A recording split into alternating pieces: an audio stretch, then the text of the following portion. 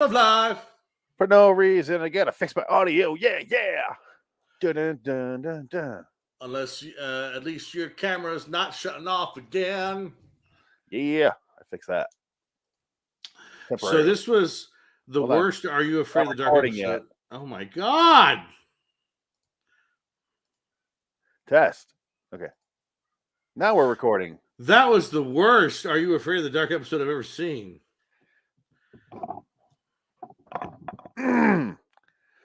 Welcome to the show.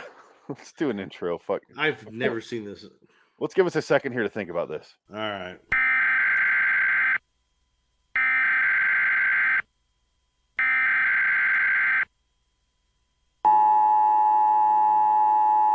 This is not a test.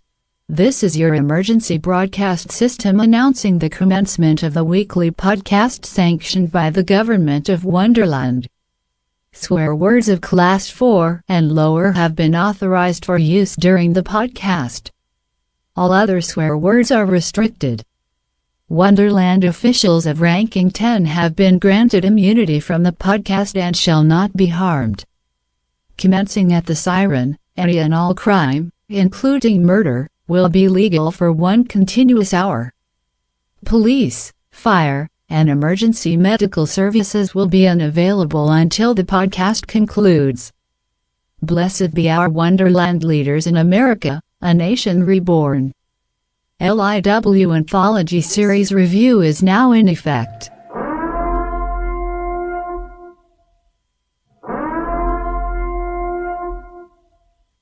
Welcome to LIW Anthology Review, episode 106. 2 Cents Horror Story 208 Little Monsters on Phoenix West. Figured I'd play that long intro and catch our breaths, and I also pulled up the show, and turns out it's from 2017 and it's still on the air.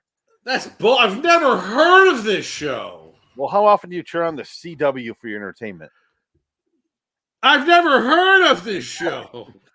Yeah, they kept advertising Batwoman during the recording. Yeah, and I've seen that. I've heard that. I've heard that show. That show's canceled. How is this show not canceled?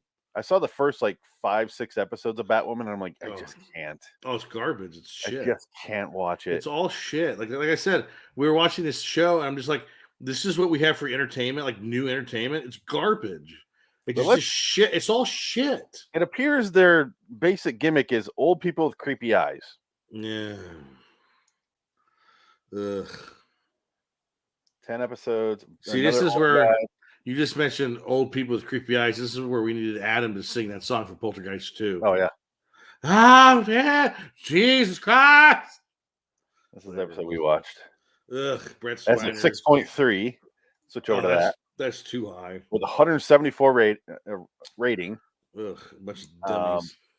Season 1. I'm looking for, Ma, which I saw that movie. Hey, it's a movie. Octavia Spencer. That's 2 movies. Ma and Mama. Mama. That's the prequel. And the Mama is the sequel. I don't know what the Lannister. Turn your fucking phone off. The Lannister. I have it on the mute's off. I don't know why. I can't turn that off for some reason. I have the sounds down all the way. It's off, and it still makes that noise when it chimes. Yeah, sure. So who's messaging? Was that you or Frank? Yeah. Frank messaged the groups with something, and he goes, sorry. He just said, sorry. Oh, my God. Yeah, that's Frank. So blame Frank. Frank's right. Come on. Let's do it right now. Let's do this show right now, Frank. Why is Frank here? We already watched the episode. Did you not see the episode? We just watched the worst piece of shit ever. What?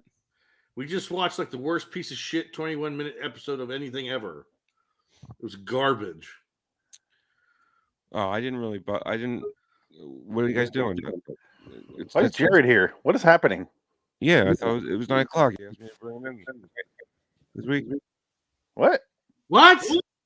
Say what now? Well, you're 4 hours late. What do you mean? You already watched the show. When? 20 minutes ago.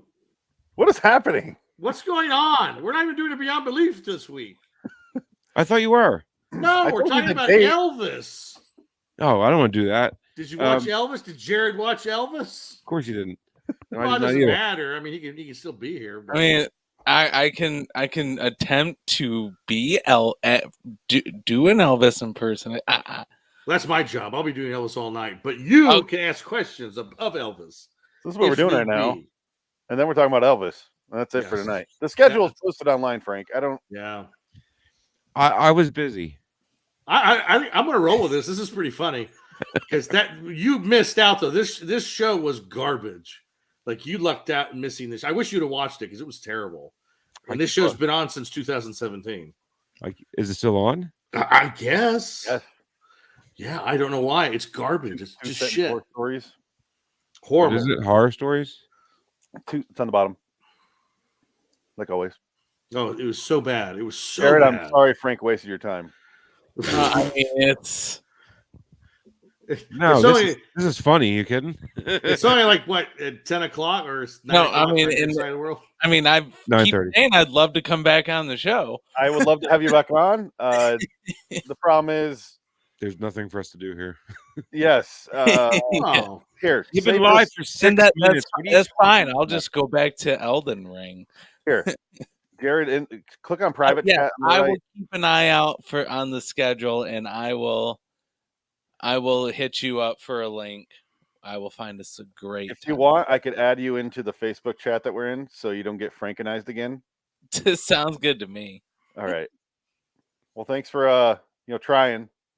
Yeah, I did. I I'll told try Frank harder next time. I even gave Frank the date of when we're doing the next Beyond Belief. But anytime we do Anthology series, you're more than welcome to come on. Next week is Sounds Tales from the good. Crypt, oh God. and then 2 Nick Cage movies.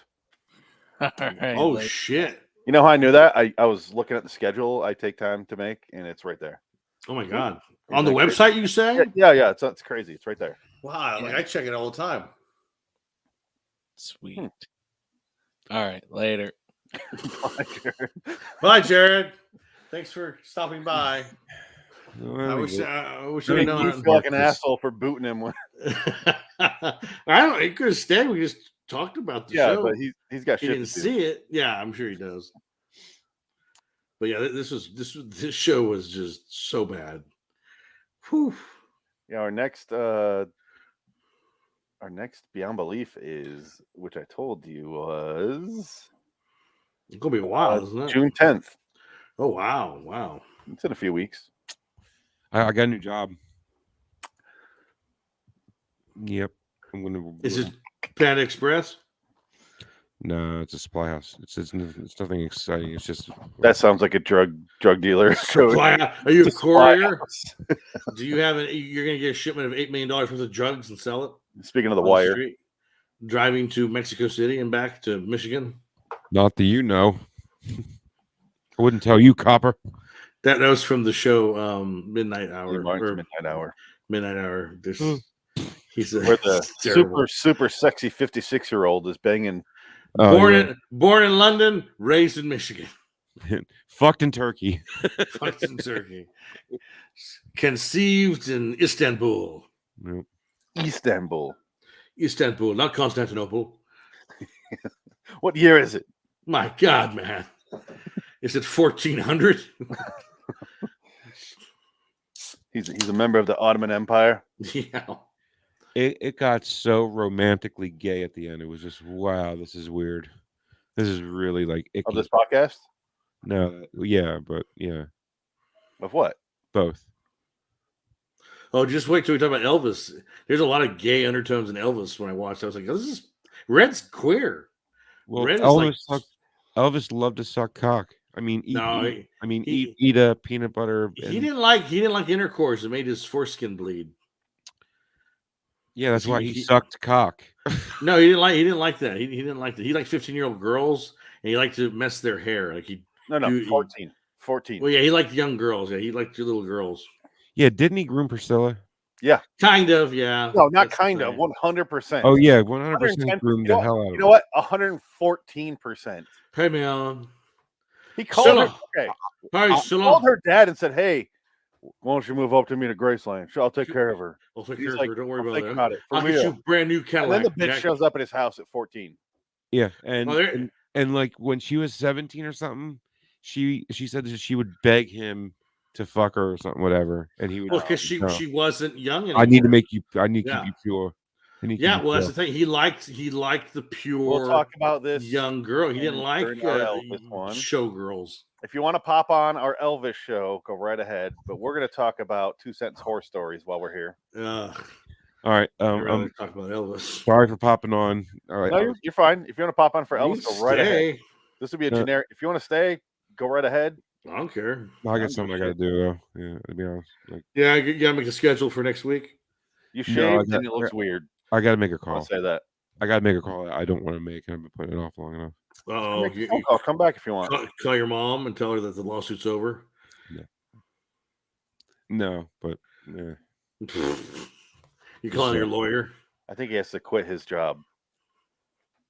His other job.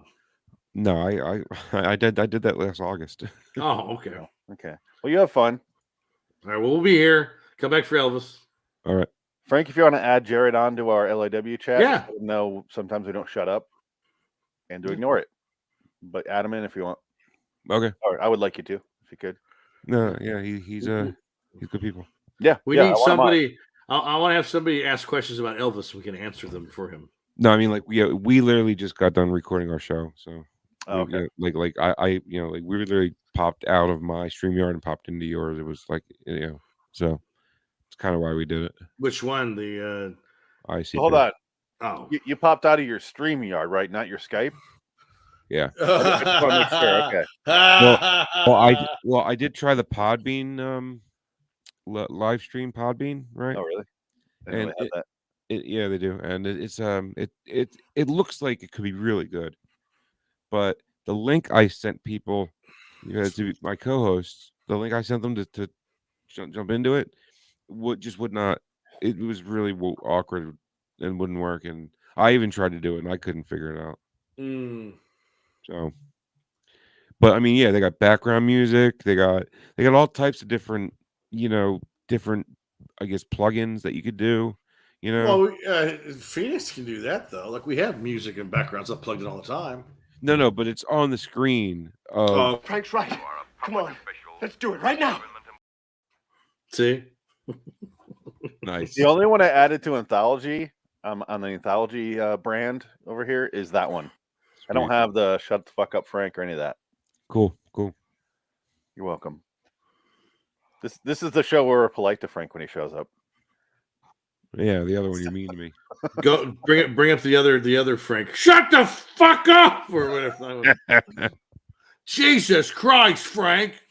Jesus, funny. Frank. Don't you ever show. That's not even us being mean. That's just his No, name it's just- appeared.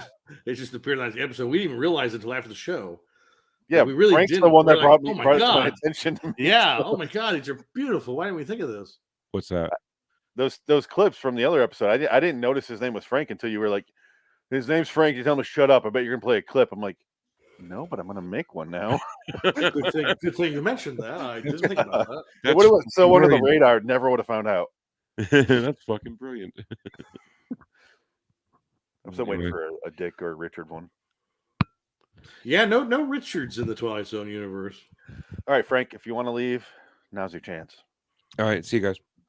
Thanks for brightening up our day because this. This episode was fucking garbage. Anytime. Ugh. Yeah, anytime. That's why I'm here. All right, we'll Hi, see you Francis. later. Grow your beard back out. Looks weird. See you in 10 minutes because we'll be done talking about the show in 10 minutes. I don't like it. What? Just the goatee. I don't know. This is I just trim it down, and then I take the half off, and I just Did Missy order you to do that, or does she doesn't care? No, I do this because it bugs me. Just itches. Like if it gets too long, I start biting on it constantly. Yeah. And then people ask me like, "What's wrong with me?" Because apparently I hate. Sorry, go ahead. No, fine. When the mustache ones start touching my lip or in my mouth, I'm like, ah, it feels so gross.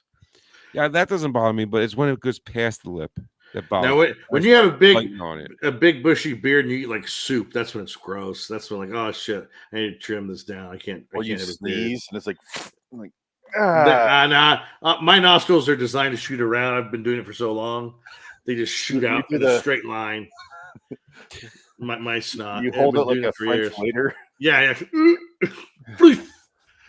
Oh, Right. disgusting. I don't grow hair here, so if I do like this and you can't see down here, I look like Frank. I look like I have a goatee. I just have these no man's land of hair. Like nothing grows there. At least you don't have hair in your ear. I got my Your hair haircut is shit. you got my haircut today, and she was trying to said, "Yeah, trim my ears." Takes that. It feels so much better. Get those ear hairs out. Speaking of haircuts, Jackson got his first haircut today. Phoenix, check it out. Oh, yeah. Oh yeah, you sending a picture right now. Yep. There. Oh, look at that. Yeah, he was so good. Show the audience. Oh wow. Yeah, go ahead. All right. He looks like. I want to get permission before I show your child. He looks like William H. Macy. No, he doesn't. Shut the fuck up. That's very William H. Macy right there. The haircut is a little bit, yeah, with that hair. That's what I'm saying. He doesn't the hair. look like William H. Macy. Well, it's early yet. He's going to grow got out like of some it. Buscemi in him, but no, I don't see William H. He's got a broad nose. But dude, yeah, he was so like calm, just looking around while she's cutting his hair. That's funny. He like examines everything. Yeah. And he looked at the woman. He goes, "Are you married?" No, he couldn't care less that she existed. Yeah. No, are you a Hispanic lady? Or is she? What are you? Very big fat lady. You big fat person. I wish your child talked like Ted Levine. But I got a cookie, Daddy. Put the cookie in my hand, or you get the hose again. I've been watching this afternoon. I spent some time watching Gene Siskel and Roger Ebert episodes at the movies. Fucking Gene Siskel gave Casino a thumbs down. He's got to be controversial just to validate his existence. You know what else he get? Isn't he? He's dead. Oh, they're both dead now. Oh, they're both dead. Okay. They're both dead. Oh, they're long dead. Gene Siskel died. Shit about them. Gene Siskel died in 1998. No. Yes, he died in 98. Oh no. Oh yeah, that was a long time ago. Oh, I thought Ebert died. No, Ebert died like 2013. Okay, so it was Ebert and Roper. That's what it was. Yeah, Ebert and Roper, and then Ebert didn't have his jaw. He got sick, and he had his fucking robot face, which is scary as shit. But it's like, oh, just get off TV, man. Just give it up. You have like the a fake jaw.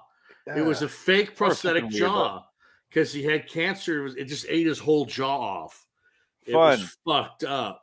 But speaking of fucked up and kids, this show, Nolan's 6 months today. Oh, his 6 month checkup, and he's went on solid food this week, and he for the last like 3 days hasn't shit. He's had public took him there. Oh boy, you're about to go into level 2. Yeah. So the elderly doctor. Oh, put his finger in his butt. Oh yeah, just to clean it out. Immediately. Really? Oh wow, interesting. So it was just plugged. It's like you put a snake in there to clear a drain. It was insane. That's hilarious. How much came out? How does that work? Does that work for adults? He put it in there, a little bit came out, and then like 2 seconds after the doctor walked out of the room. Wow. So if I'm an adult, and he went, ah. Oh yeah, he was like, he was so happy when he got his shots. He was just like, and he cried for like a minute, and he's like, I don't want to shit again. Put your finger in my duke. Yeah. Now he's super into it. And he keeps asking for it. Daddy, come here. I would have hurled everywhere if I seen a doctor do that. I've never heard of that. I had to hold his leg up. No, really? I've never heard of that. That works, huh? Yeah. Well, we're reading into some stuff online how to do it, and because you don't want to give him medicine. Well, of course not. No. So we're looking at it was like some people said like put wipe Vaseline around on the hole to get the stimulated, but really, if it's that bad, like it's been 3 days, man. No, I got to because that's no joke. That's danger territory. Yeah, and like and they don't do that. Mess with that shit. And like literally, shit like 3 times a day, 4 times. Oh a day, yeah. probably. So I wonder if you're an adult, how come it doesn't work if you're an adult? Wait, time out. He only goes once a day. He goes one giant shit a day. It's early yet. Well, Jackson normally does like 2 giant shits a day and like 2 other small ones. or three, two or three or four. I don't This know. is a fun podcast. Number one. Hey, you learn something new every day. I didn't know Yeah. you could cure an infant's colon problems with just a finger in the Duke. It has to be an elderly man. It does Over- not over work if 80. you're not elderly. It You gotta doesn't be I don't know over why. 80. Yeah. I'll take care of this boy right now. I thought it was for weird you. when he was like, "All right, hold up his legs." Ah! A gentle lick, and No, yeah. the worst part was the doctor No, was not, he spit on like. the doctor was a All right, young have man. it. I'm so sorry, guys. Oh my god. This was the problem. Your doctor was actually 35 years old. He says, "I know what to do here. Bring in the man. Bring in the finger." An old man comes in with his finger. I'll fix your child for you. He's got one finger that's just like shining. The rest of the hands are all wrinkled. This one, no wrinkles, or even He's got a glove on his one finger. he doesn't even He have the pulls knuckle up. lines. It's all pure. It looks like ivory. It's just an ivory finger. Well, I'm picturing the look, not the age, but the look of Magneto's kid in the X-Men movies. Just in a wheelchair. He's got the two miscolored eyes. He's got, Oh no, that wasn't Magneto's son. That was Stryker's son. whoever. Oh yeah, it was Brian Cox's son Just, in X2. That's your son. and he's like, he comes alive when he's He's like, not my son, Charles. My son is dead. and the child glows out of his mouth. I'm going to cure your constipation, He's got boy. the ET finger. Hello. So I vowed not to tell the kid this ever happened. I've never heard that. I'm this. curious. I gotta ask my parents if that ever happened to me growing as a kid. That's fascinating. I didn't know that would be that would. Do you want to know? Yeah, I wouldn't care if it happened to me, but no, I wouldn't care. But I'm kind of curious. I don't think find I out you're had problems. adopted. If they want to find out, great. If not, I don't think I ever had poo problems. I shit like 3 times a day sometimes. How many? Sometimes I get shit about 3 times a day. Depends on what's going on. yeah. I normally shit about once every 2 to 3 days. Oh, that's not good. You gotta get those numbers up. Those rookie numbers. There's a reason. You might be stressed. Maybe you're stressed. You think? Stress, and you're not eating the right food. You're not eating enough fiber. Opioids. Oh yeah, that could be constipating you. I've been taking it in 2 weeks. Or Are you on 2 months, medication? maybe. Oh, your back medicine maybe. It's been 2 Ooh. weeks. Okay, fine. 2 weeks. That'll do it. That'll do it. Yeah, pills will No, constipate dude, you. when after my back surgery, Sure, when I was on opioids, I had to take I tried the chocolate. I'm like, not fucking. I had to do the milk and magnesia, which is like it's like dropping mercury in your body. Well, is it because I just don't eat, or is it like I mean, like I don't feel like I gotta go, so it's not a big problem with me. But when I do go, it's a fucking You gotta read 400 pages out of a book to get Mount your ass Poo is going. just touching the hole it came out of. It's an S shape. Looks like a piece of Raising the roof. intestinal. I have cord coming the out. rookie plunger, the pro plunger, and the master plunger. And then the actual I snake. picture when you hold a slushy machine and you pull the handle and it eventually kind of volcanoes up and touches the spout. That's what I'm picturing with the toilet. It touches your tank when you're shitting in the toilet. All of this is better than the episode we watched. Yeah, so I'm absolutely. fine with this continuing. I'd rather do this. I don't want to talk about them. So that sucked. I'm so sorry if you're here It's for so terrible. Consent Oh, Story. if you're here for this show, if you're a fan, go fuck yourself. I don't want to know you. I'm not going to disagree. If this show is like, oh, this show's great, they're ruining it by not talking about it. Yeah, because it sucks. Terrible acting, terrible story. Fucking fucking unicorn saves them at the end of the day because of what? All right, so Frank's toilet. Yeah, Frank's toilet. No. Go. I remember Dean, my boy Dean. Phoenix knows these stories. My boy Dean comes over, and he's going through withdrawal hardcore, right? And like when he does something, he goes, fucking. Does whatever. this story end with your finger inside Dean? No. Okay, let's continue. So he comes over. He's like, Pause. Replace finger with loving dildo. No. Okay, go. Sorry. All right, so comes over. He's like, "Hey, Linkers." I'm like, "What's up, man?" He's like, "Yo, I gotta take a shit." I'm like, okay. He's like, "Yo, I haven't taken pills in like 4 days." I'm like, "Oh no!" And like he probably took like 300 milligrams a day. That's get a lot. bucket. Well, he clogged up my entire system. Like I couldn't not. There was no plunging this shit out. He clogged it up right as it entered the ground. Like the pipe went down and down and down, and then right where it went into the ground, that was where the blockage was. So the Was it snake just that I full got, of needles and shit? Used condoms? no, a lot of tampons, probably. But anyway, White mice, as the plumbers call it. yeah. I mean, I call them Tampons. No, Those no. are people from Tampa. Sorry, I called Adam a tampon sometimes. Anyway. Northeast. I call them stingrays. Okay. Don't be on the toilet. Northeast heat wave is going to break dozens of records this weekend. It's fucking hot here, dude. Oh, It's fucking hot here. You know how hot it feels when it's 97 and the humidity's fucking 90. Yeah, I went to Florida in August. I know exactly what it feels like. It's fucking awful. Yeah, that's why I hate Florida. It was 102, 100% humidity. It was awful. I did construction outside in Mississippi in August. Yeah, it's horrible. That's the worst. I regret that so much. The timing was awful. Yeah, that's really not when you want to do that. No. But did you shit a lot during that time period, or did you didn't shoot so much? No, I drank every night until I don't remember Mississippi, and I barely do. So you don't remember Mississippi burning at all? I do remember lynching some people. Listen here, shit kicker. Yeah. You didn't meet any good people there, like at all?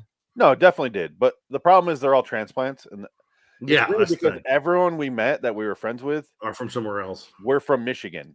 There you go. We went down there for jobs, and we're like, oh hey, and we like a big collective.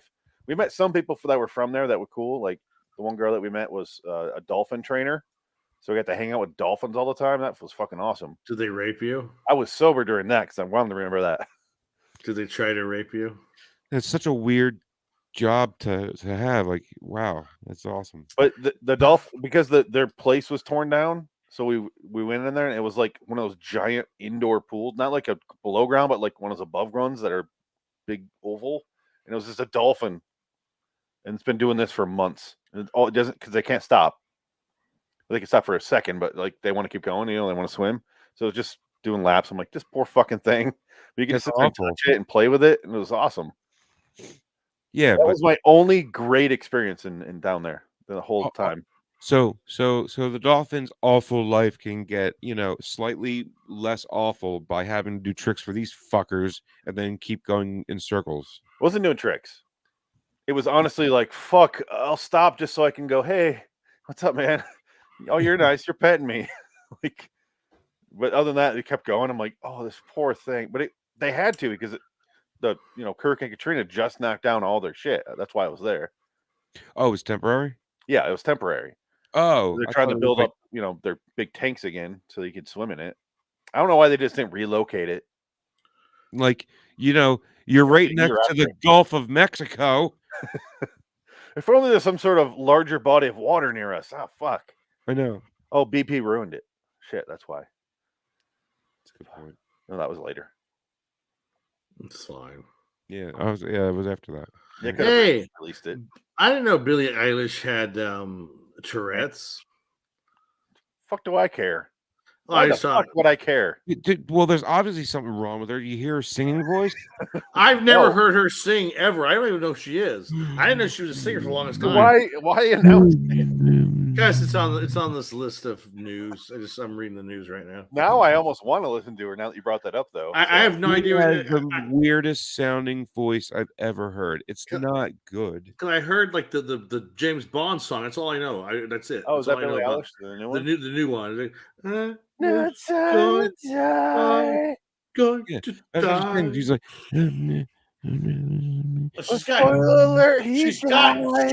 She's got giant tits. Like that's all that I kind of know. Yeah, well, no, but she's got like literally.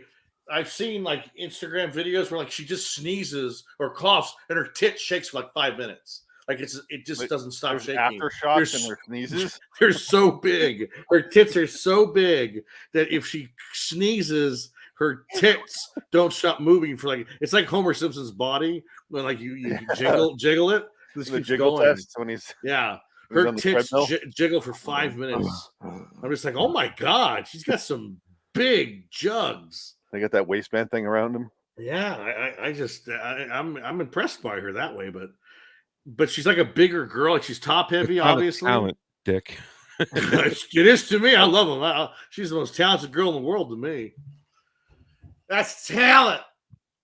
Wow. That's what we call talent, my friend. Double E talent. It's like double G's. Holy shit, they're ridiculous. TALE, capital E, and Like they're so big. She has to wear.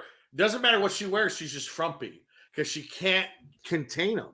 It's like she has to wear She has to put a waist, capes. like a rubber band below them. Yeah. So it goes back She to her had- stomach. She's like, She has to wear Orson Welles muumuus to get around because it's just like it's not her fault. It's just she's got big legs. I don't think it's because they're fat. She's just muscular because she's carrying 50-pound jugs constantly. she has to do my favorite episode of The Simpsons with the Moo-Moos. Yes. Kingside Here's a movie, fatty. A fridge too far. We will I hear give that. you. I hear his ass has its own zip code. No. I heard his ass has its own congressman. That's well. I thought he said zip code too. No. That's an old joke. No. That's like, oh, your zip code. Your ass has its own zip code. Your mom's ass has her own zip code. Well, Billie Eilish's titties has its own fucking country zone. I don't know what you call that. The coordinates on a map because they're so big. She has a set of coordinates, not even a zip code. Just unbelievable. You want to take the trash bag of popcorn? Yeah, we will give you a Complimentary bag of trash bag garbage of bag popcorn. full of popcorn. Sir, I have you my can't, candy. we cannot fit. We cannot have you fit in one of our seats. We cannot accompany you. We cannot sustain your needs. I just want to see Hawk if you're horny in peace.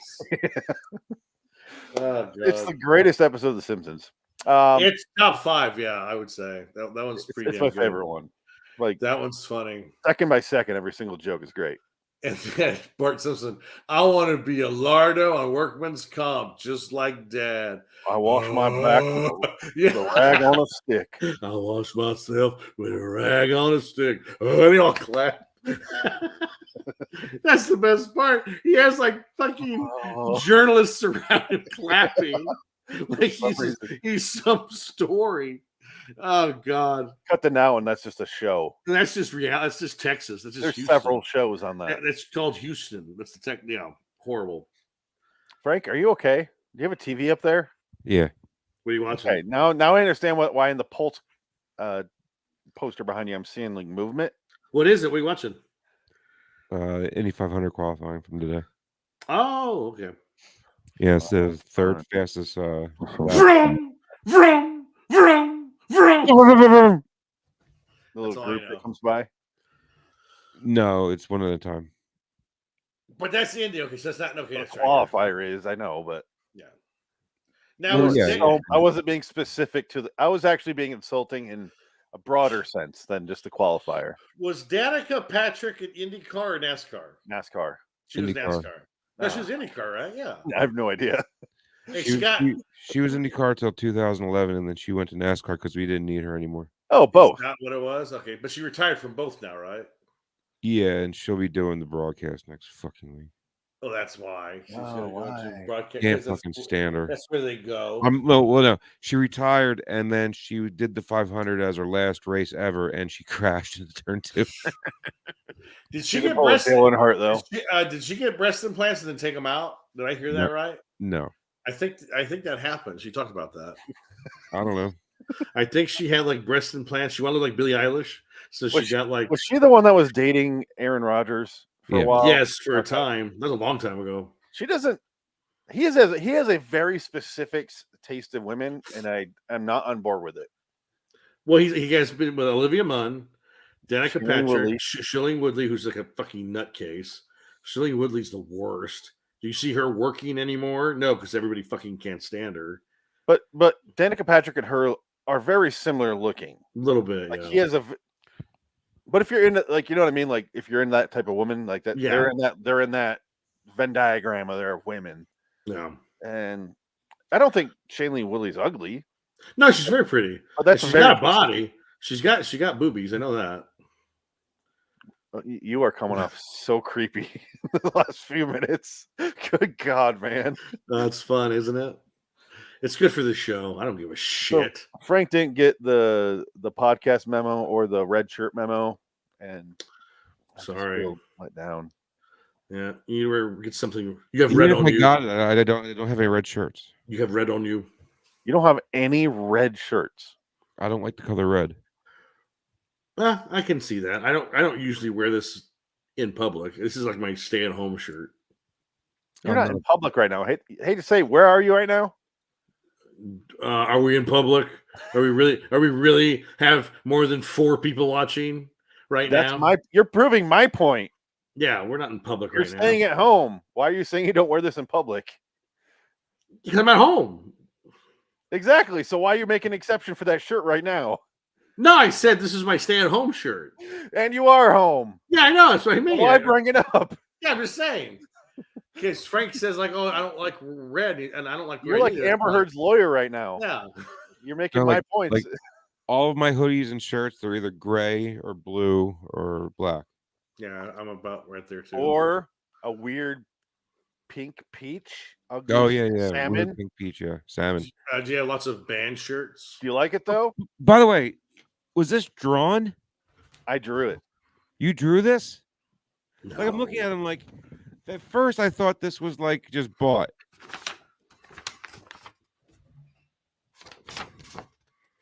You drew that front?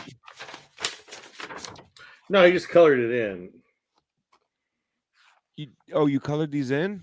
Yeah, that's a good one. Now that one's scary. That was much scarier. No, That was much worse. I'm talking about the patterns. Like, No, it's a coloring book. okay, but you drew. I colored it in. Sorry, I didn't realize how specific you were being. Wait, Yes, it's a coloring Nick book. Cage coloring book. Hey, but check. Yes, my friend got it for me for my birthday one year. That's so odd. But check this out. I turned him into the Joker. Oh, That's what I wanted to send, but I want to say you can't see his hair because of the background. But That's awesome. God, I want to show it. I'm gonna No, turn my thing that off. definitely looks like the Joker. I'm sorry. No, but hold on. I love this though, man. yeah, that's pretty good. Literally, like I specifically brought it down here into my corner here, because I want to put it up on the wall. I got a perfect spot for it, but I don't want to Well, I put. set it out. Dick's, I had to fold, which I felt bad for. That's fine. I like folded. Hanging stuff. up with your Richard on your fridge. Oh, by the way, the Star Trek porn is hysterical, dude. The one dude comes It's gross. green. He comes green. No. That's funny. That's pretty. Send us a clever. picture in the chat when that happens. I'm That's not. funny. I'm not putting it in again. I'm not bothering. I'm Like, not putting that in again. The I only sent it reason- to you without watching. I need you to. the only reason I put it in was just to see how ridiculous it was. And Spock's ears grow when he gets excited, It's like Pinocchio, sexual Pinocchio. and she blew his ears. Oh wow! I don't believe anything you're saying right now. I believe it. That sounds like something Anna would watch. I am not fucking going to. You're saying that just to bait me into getting. What about the Sex Files? Did you watch the Sex Files, or did you get that one? No, I just. That one looked better. That You one got looked them like both. that was the hotter one. I looked online at the Sex Files to see exactly what it was, Of course. and I was like, "Huh, it looks like a classier affair." Yeah, You're not fucking ears. Well, I mean, and I was happy that at least the first chick, she gets like railed right in her ass. It was good. Okay. Good. Well, There you go. she she's a trooper. Was she an Andorian slave girl? No, she was a shapeshifter. Oh, One what girl switched to the next, and then terrible then- script. and then So every she. time he pulls out, it's a different girl. Yeah, that's dumb. No, I mean she would fuck them so she could Absorb it. absorb their soul, and then after they come, they No, die. it's called cum. Oh, so she Yeah. was like the salt monster from the original original episodes. Okay, I they're guess. following a pattern. No, to be honest with you, so like The Bone saw I was her as actually- a different age. Yeah, like, Yes. 5 years ago. I gotta be honest, I was actually kind of really impressed of how like much they went for it with the Star Trek shit. She's a very handsome woman, Bones. Like, they really went for it. Woman, but They really did go for it. Like, you could tell it was really cheesy and cringe, but at least they fucking owned it. I gotta they pee. really, I'll be right back. Yeah. yeah. Should we just end this episode? Let's No, just keep end going. it. Keep No, going. I'm out. I We'll gotta talk go. about I really Elvis gotta now. make this Can phone you call. stand for I 2 really more gotta make- minutes? I gotta pee. I gotta want to pee. continue. I got pee too. So do I. Damn it. Let's just I'm end about to go. Can you Let's just wait? end let's just end the episode right now. No. We haven't talked about the fucking episode yet. I don't care. Nobody likes this shit. I will leave you to it. You're gonna have to do that. Oh, so now I'm all by myself now. well, I'm gonna read. I'm gonna show you these the news. What? Pete Davidson posts an SNL goodbye message before last episode. I'm so happy and sad. So Pete Davidson's leaving SNL. Thank Christ. I don't even watch SNL. So what do I give a shit? He's funny. What are you talking I about? can't stand him. I don't like him. Why? I just don't like him. He's annoying. Why? I Why? don't like him. I just don't like him. Why? I don't know why. It's just something about his face. Yeah, Makes me want to do things to it. that's fine. I think that's more about you than him. I don't care. He's a funny dude, man. How about that Naomi Judge blew her fucking head off? Who? Naomi Judge, she blew her brains out because she's dying of cancer. I would do the same thing. Yeah, she was dying, and she was like, "You know what? Fuck it, I'm out." Boom. Yeah, because that's a lot of That's a painful one. I do yeah. not want to go through. I mean, at least I would wait until the pain starts to happen. Yeah, probably good idea. I wouldn't take myself out all healthy and shit, knowing that it's just in case you beat it. Just in case you beat it and you didn't realize you could. Yeah, no, I mean, if they're like, yeah, you're terminal as shit, and you're like, I feel like it. Boom. Yeah, but I'm not gonna take myself out. Oh, you mean so I got like 5 years? No. Right? Yeah. Doesn't make any sense. No, you did the Walter White thing. Yeah. No, not Naomi Judge blew her brains out. Yeah. Naomi Judge blew her brains out. I knew she was dead. I didn't hear that though. No, she killed herself because she was dying of some kind of cancer. So she took herself out. Was she? So you guys, it sounds like she was just diagnosed, not already like stage 3. No, I think she was terminal, and they might have just said it's going to get worse. So she just like, fuck it, I ain't going to go through that shit, and boom. Yeah, can you blame someone though? No, not for once you get like your third confirmation, you get 3 doctors, and you're like, time. Yeah, I don't want to. I don't want. Robin Williams did the same thing. Well, no, according to Bobcat Goldthwait, that's not what happened. His brain was malfunctioning, and his brain was telling him, like, giving him signals that was not responsive to his body. So he just basically kind of killed himself because his brain was like, you should kill yourself or something like that. Like his brain was malfunctioning. Yeah, but I don't think he consciously did it. I think he just maybe he was into jerking off with the rope with the belt around his neck. No, but you know, at that point you're splitting hairs. Wasn't a doorknob. All right, Frank, if you want to go ahead and go. See you later. Thanks for joining us. That was an interesting discussion about a lot of feces talk, and still blows me away. That's fascinating to me. You gonna be here Tuesday? Mm-hmm. Great. 3 night galleries. Enjoy. Oh Christ, really? Enjoy. Oh, it can't be any worse. Every time I say that, Dick goes, as if I didn't tell him already. I know. But I mean, I'll be there unless I have to do the interview with the driver. Okay. You know what what feel watching 3 night gallery episodes is? Immoral. What? What? Where's the clip? It's on the other feed. It's on the other. God damn it! You know what? Fine. If you'll talk about 2 sentence horror stories for 5 minutes, I'll go over there and get 5 minutes. That's it. 5 minutes. Hold done. on. Go down the night Because gallery. Hold 3 on. night galleries would be immoral. 3 of That would be immoral. My favorite one. Wow. Beautiful. Okay, we're back on this. Okay, so this is the worst show I've ever seen. So, directed by Tyrisha Poe. I bring it up for a reason. She directed this TV series from Dave, which is that woman playing a boy and would not fly if it was the other way around, but whatever. The Young Wife, which is in post-production. 2 episodes of this, Celia and the Spades, Honey and the Trombones is short, and 2020, The Twilight Zone Among the Untrodden. There you go. The craft episode of The Twilight Zone 2019. Wow. And this explains this episode because it is very similar. It's just about kids and it feels cheap. And it feels like a ripoff of something, but I don't know what. Maybe The Wire, like a sci-fi wire, like a horror movie Wire. I don't know, but it is terrible. It's the simplest fucking plot ever. It's so boring.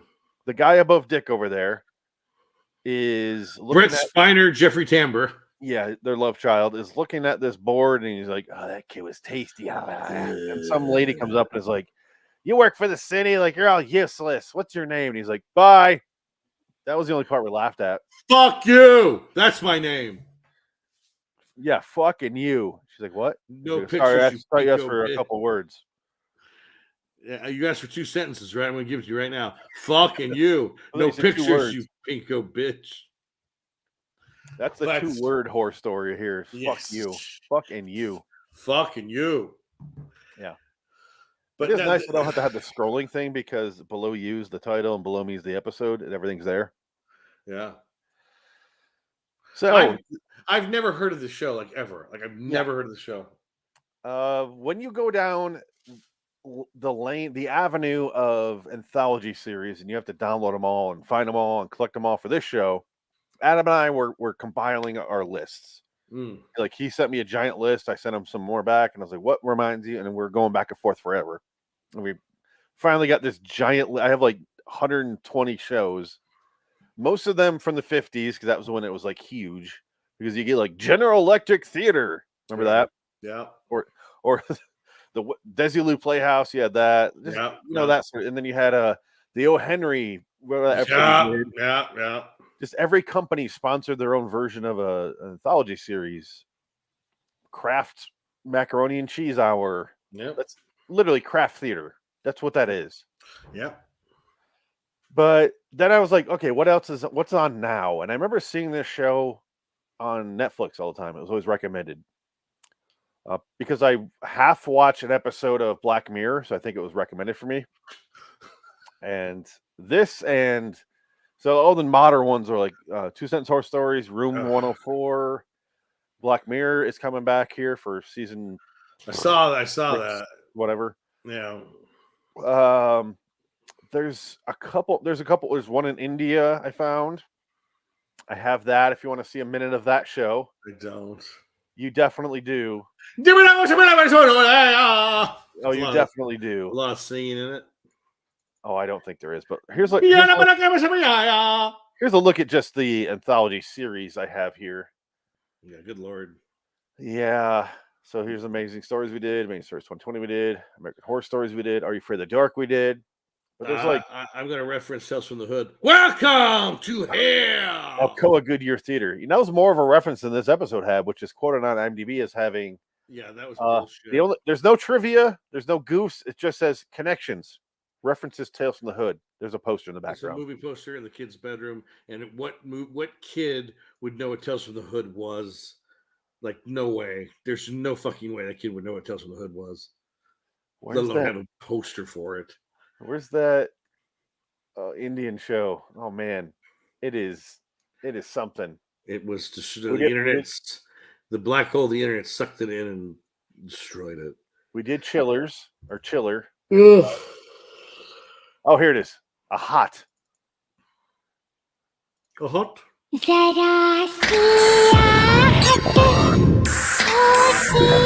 Fire, man. I just made that noise and you said no, it's not it. Mister Kishore की wife ने भी इस doll के बारे में गलत कहा था और उनकी डेथ हो गई. That's right. Look at that guy's hair. That's Bruce Campbell. That's the Indian Bruce Campbell. Oh, this is Dario Argento of India. Yeah. Anyway, that's an Indian show I found. Wow. That's how deep I went. So no, thank you. Oh, I didn't realize was I not screen sharing that whole time? No, I saw it. I saw it. Yeah, I saw it. I'm not sure if I turned it off before. Oh my God. Okay, so little monsters. The kids are aware. It's like some weird, like I made a joke during our commentary. Like it's like the town. It's like this complex, like The Wire. You know, they get the projects and these buildings full of people, but it feels like Thanos snapped, and this is during that 5-year period because there's just fucking nobody around. There's these massive complex in the background and 4 people outside. It's so bizarre. CW is so cheap. Get some fucking people out there.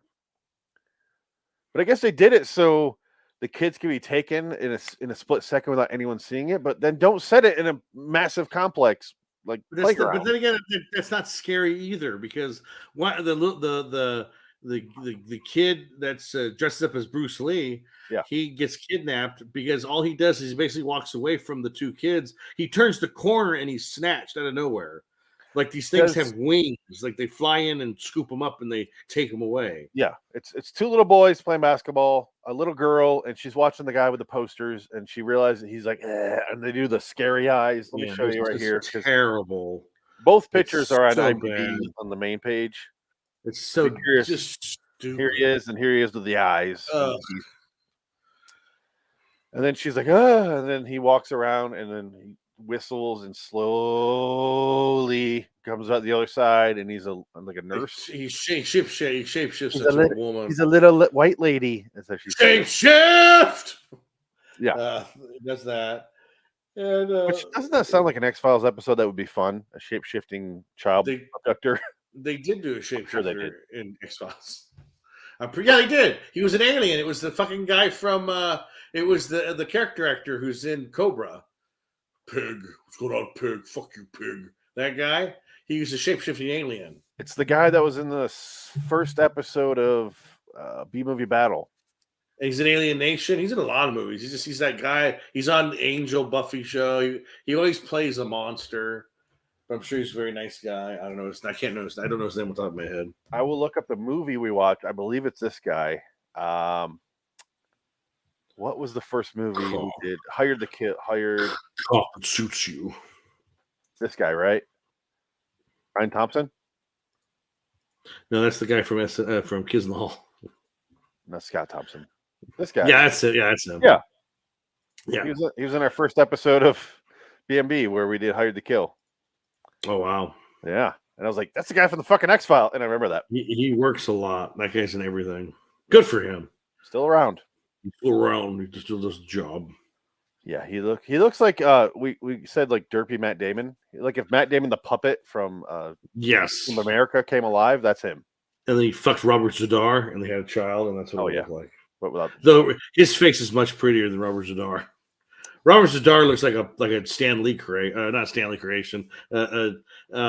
Shit. Well, Rick Baker, but Stan Winston. I was going more Stan Winston. Okay.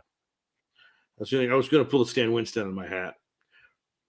Oh, did you see they're going to re-release The Thing this summer? Don't change the subject. For 40th anniversary, The Thing's going to be out in theaters again. Oh, that's kind of cool. I'm kind of excited for that. Okay, that's good news I heard today. This show is not, but anyway. So he gets kidnapped, but his phone. Harkins does Tuesday Night Classics. Look at that. So that's your theaters, Harkins. Harkins, yeah. Okay, but they do Tuesday Night Classics. So I've seen Ghostbusters and and like tons of movies. Just because it's now, $5. If you see those movies, though, is it like a DVD or a Blu-ray, or is it an actual print? I believe is it a digital copy. So it's just I don't know. It's not like they get it from the studio. It's like getting a digital. It's like when they get a movie, say like a digital movie, like you got the new Marvel movie is brought to you in a cassette basically, or you download it, project it in the HD projector. Is that how that works, or is it just a Blu-ray copy? Yeah, I would assume they would show a Blu-ray copy or digital copy and then send them a check afterward. Right. But I don't know. But I don't know either. That's how I finally saw Memento in the theater. Did it look good though? Oh, it looks great. Okay, well then if it looks good, then it must be the original. It must be the print. Who knows? Because I would think that if you blew up a Blu-ray on a big screen like that, it looked like shit. I don't know. It'd be all pixelated. So I saw Groundhog Day. That one looked a little pixelated. Mm. I don't know, but yeah, you see a bunch of classic movies for $5 in it. But the problem is they do it Tuesdays, and we do our Right. show Tuesdays. No, well, there you go. You know, I could change that if I wanted to, but I get you could, but just get a big screen TV and just watch them at home. It's probably better. well, I like going to the theater and seeing it, so I can say it's I do too. I like going to the theater. Yeah. especially if it's $5. Yeah. $5, here you go. I don't eat a bunch of theater food. I don't need to. You get a hot dog. Sometimes. You get the chicken nuggets and the pizza and the sliders because that's what my theater has and Oh, if you booze. refill this, it's like 25 cents.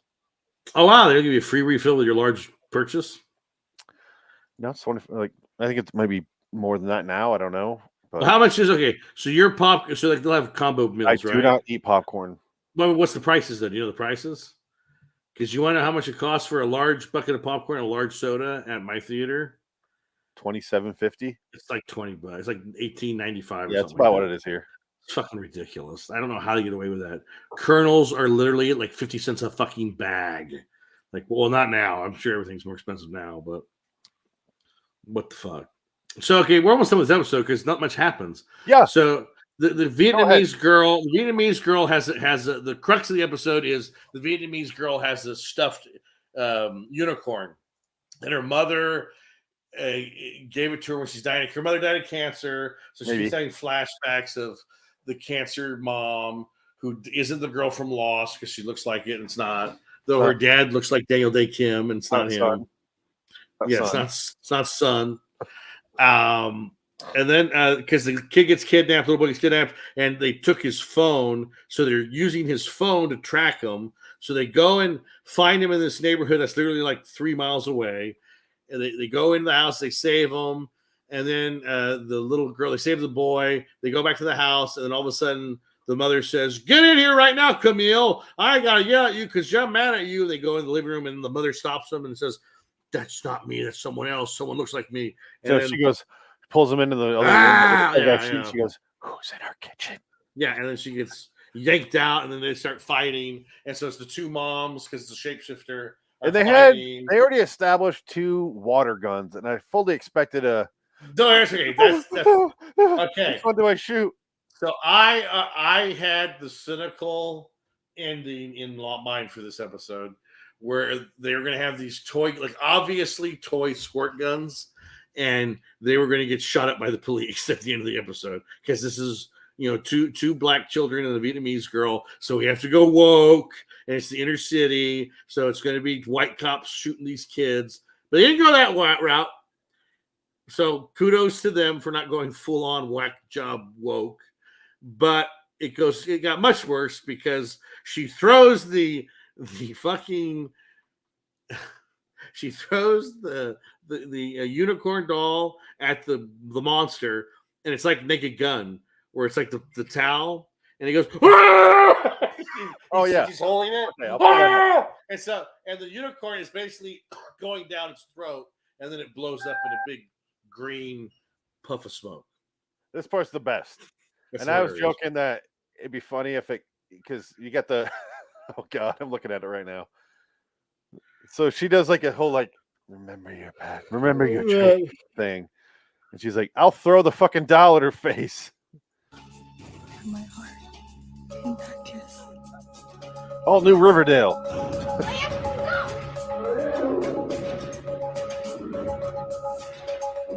All right, I'm pausing just for the Matrix robots to catch up.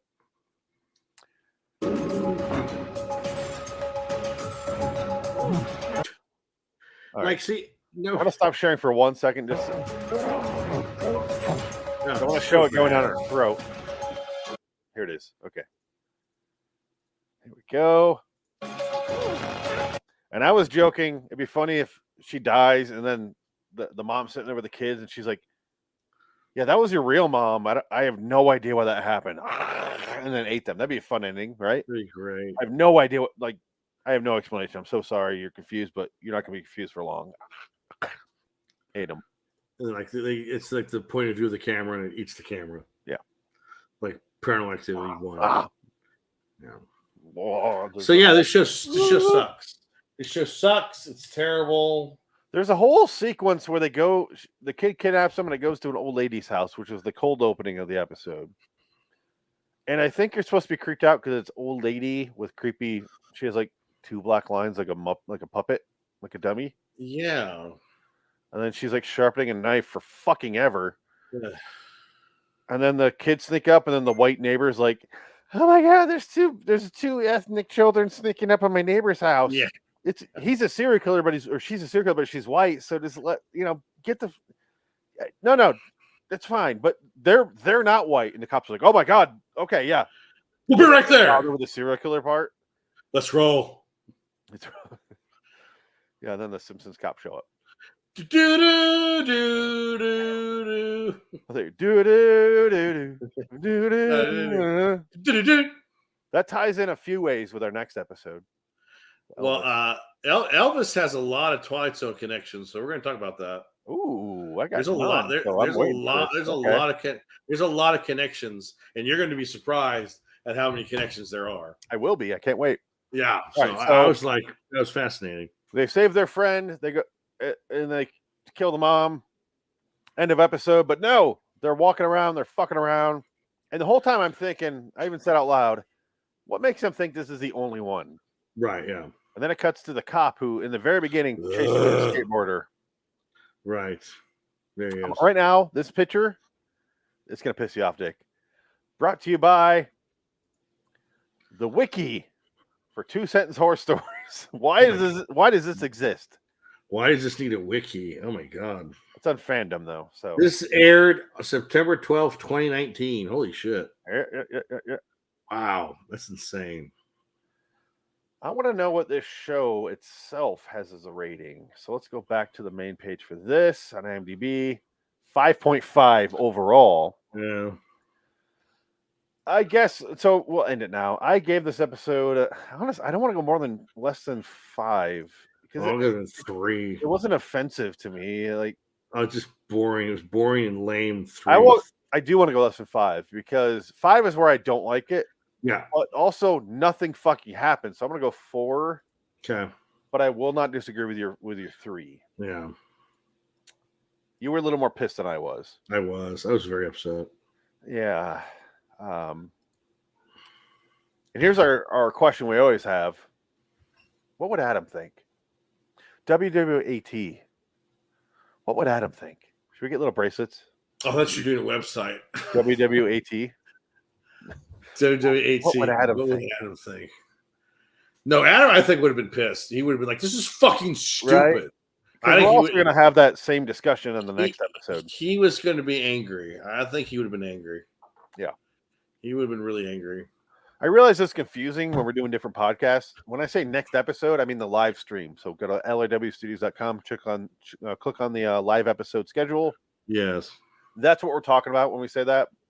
Because next thing we're doing in a few minutes for us in real time is John Carpenter Review 24 Elvis, 1979. Hey, man, I'm going to come out here soon, man. Come on, Scylla. I can't do nothing without Scylla, man.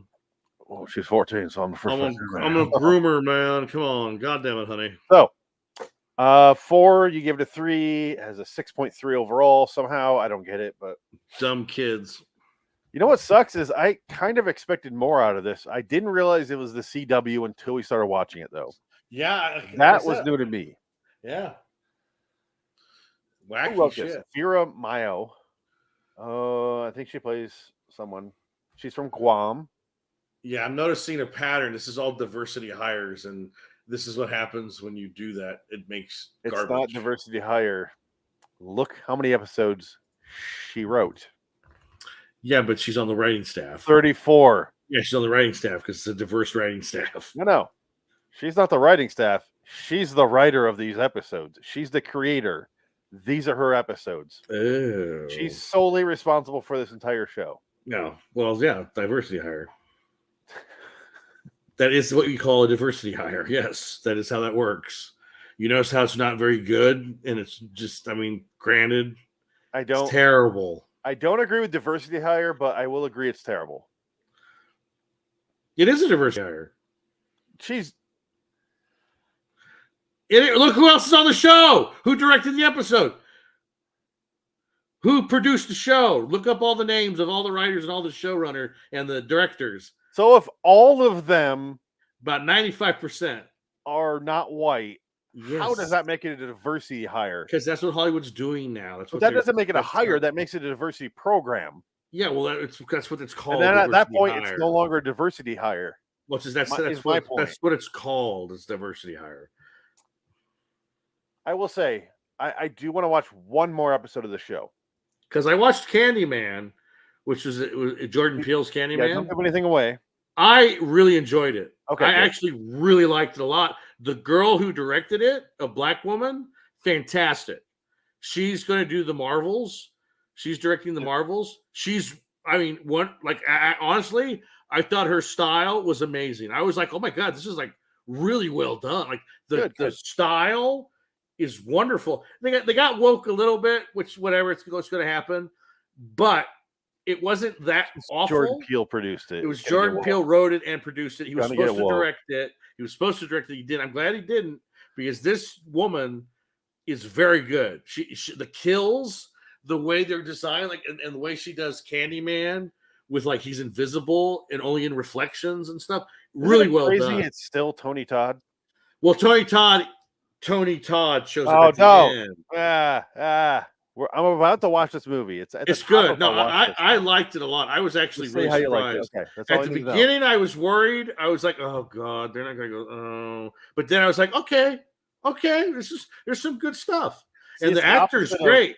It's the opposite of what is that? Black Friday, Black Christmas. Black Christmas. Remember how Right, Adam yeah. kept telling us to watch it? Right. He said it was so bad. I sat down watching it. I yeah. watched it, and I was like, "This movie's Yeah. not that bad. Not that bad. Not that bad." Then it got bad. Then it that's got what real Adam's bad. Talking about Yeah. male Venom. Okay, I was really surprised by the Candyman. I actually really liked it. I thought it was a great sequel to the because I love the original Candyman. And I like Tony Candyman Todd. too. Farewell to the Flesh. Oh. I that's the movie I watched. I don't think I saw that one. It's bad. Is it not good? No, it's not good, but it's how we always talk about like the 90s movies you watch on HBO. Those are your movies. Yeah. Like that's Candyman 2, Farewell. Candyman. Well, I think it was a direct-to Cinemax movie. It was I think it was HBO direct-to-video HBO that was movie. when they used to package all the movie Right. things together. Yeah. Except Stars. Stars is on its own. No, Stars has Encore. No, so now they do. Now they do, yeah. 'Cause But Stars back in the bought day, it Encore was now. HBO and Cinemax were tied together in a movie package. Right, yeah. I remember those days. Like they weren't together officially, but when you bought the movie package, it would come with both of them. Right. But now you have to go separate and it's different. Yeah. I want to watch the new Dexter, but I you heard know, it's I don't want to get terrible. Showtime Next or whatever the fuck it's called. Yeah. Here's the thing: if you're a program, I get that it makes sense episodically, like next episode, but it makes me think, Cinemax, no, next HBO, yeah, the HBO's like that's what makes me think. Right, yeah. HBO, go fuck yourself now. HBO, go fuck yourself. We don't show porno anymore because we're classy. What is the deal with that? What do 13-year-old boys have to look forward to now because they can't have Cinemax late night? No, they have the internet. They're fine. I think that's what they finally realized. That's Our probably what it audience has the internet. Yeah, Why but bother? the internet they didn't provide storytelling. They didn't have wonderful storytelling where they that brought the eroticism to the head to get you excited because it was like I'm experimenting. I'm not quite ready to be with a woman yet, but I'll try. And then yeah. Let me do a quick impression of two things. Yes. Me masturbating at 13. I'm Already hard. Exactly. The last hour and a half All by day myself long. in the Yeah. living room. It's just hard by itself, which is not the way it is now. And Takes hour and some a half, I'm already hard. I'm like, all right, okay, yeah, here we go. Oh, there's some story going on. She's cheating on him. You bitch. Yeah. Oh my god. How dare you? Ah! I wonder what she's gonna do. Like, No. And That then was you're in the living room and your mom wakes up. You turn the TV off and go to sleep on the couch. No, that was once. That was the one time they wake up and they I interrupt. told you that was when I was Yeah. watching like one of those late night HBO movies, and it was like yeah. 57-year-old lady And she's like, "Oh," and I was like, "Is she buying it?" And I'm like, "No, fuck." And she walks to the bathroom because the bathroom is across the hall from me, like right past the living room. And she goes right back to the bedroom, just like shaking her head. And I was like, "Well, she knows. I might as well finish." Well, I hate to break it to you, but this is every person does this. It's just that's how it works. I'm sorry. Yep. That's It's not normal. the worst time It's she's probably normal. masturbating either. You're not gonna stop looking. Don't you turn around. It's not the worst, but it was the most memorable because it was the first time. Don't you close your fucking so here's eyes. me as a 37-year-old man masturbating, where it's like, oh, and that's the video I'm watching, not me. Oh, I'm like, come on. I don't like that. Those are boring. No, this is me shaking my dick. Like, yeah. I don't like those. I don't like the no. I don't like those videos. She's sucking it. Like, that's way more. I used to skim through channels where it was like, right, yeah. And that was my porno. And I was like, your Emmanuel, your Swedish erotica, which is nothing compared to hardcore Emmanuel in angel Africa shit. Like Emmanuel in Space was big in '96. Oh god, Krista Allen hot. And then like, I'm like, I came. Well now it's because it's more it was more medical now because you're getting older. You need to keep pipes clean, so it's just prostate issues. You gotta be I gotta do this, Scott. It's not a nonstop urge where I'm like cursing it like it's a Spider-Man. Like, why am I cursed with this gift? Why do I have this responsibility to jerk off every 20 minutes? Yeah, and now I'm looking at it like, what? Why? It's like having diabetes. It's like I gotta fucking inject myself. Like I gotta insulin. I gotta insulin jag off. I gotta jerk off an insulin all over. the place. It's the opposite of diabetes. I have to get this out of me. Yeah. And then we're like, oh, that was okay. Lord in Wonderland. I don't feel bad anymore. Episode. Blah, blah, blah, blah, blah. So I don't advertise the show to friends and family. Well, it don't matter. I gotta go urinate. Let's wrap this one up for a minute. Yeah.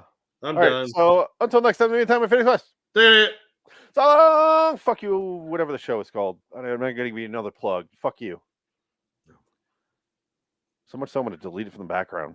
No, doesn't deserve it. A void we are in. We live in a black void, and I love that black void. The blackness. The black void did not hurt us. The nothingness. So long, citizens. Bye. I got pills. I expected gold, and you said I got a PS. Like Kevin Spacey. I got a PS. I got a PS. Go for it.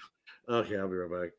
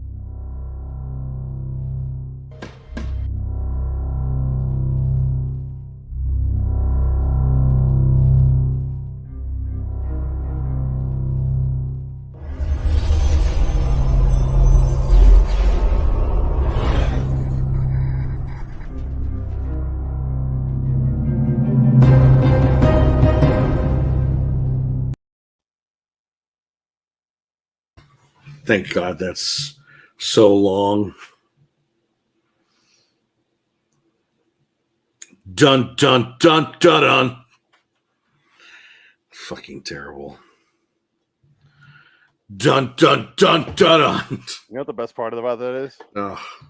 I was entering the room as I was going dun dun. You were doing the same thing. That happens. Like timing was perfect. We both had our music down there.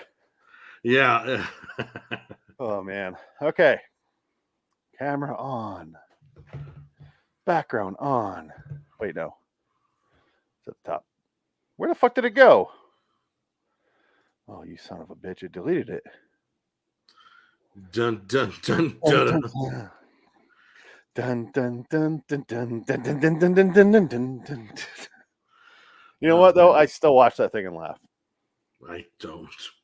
Well, yeah, that's what I picture when I watch that scene. It's Oh God. going on forever. Oh no. All right. Let me bring up. Now, how many hits has that received on the internet, on the interwebs? What? That clip that you made.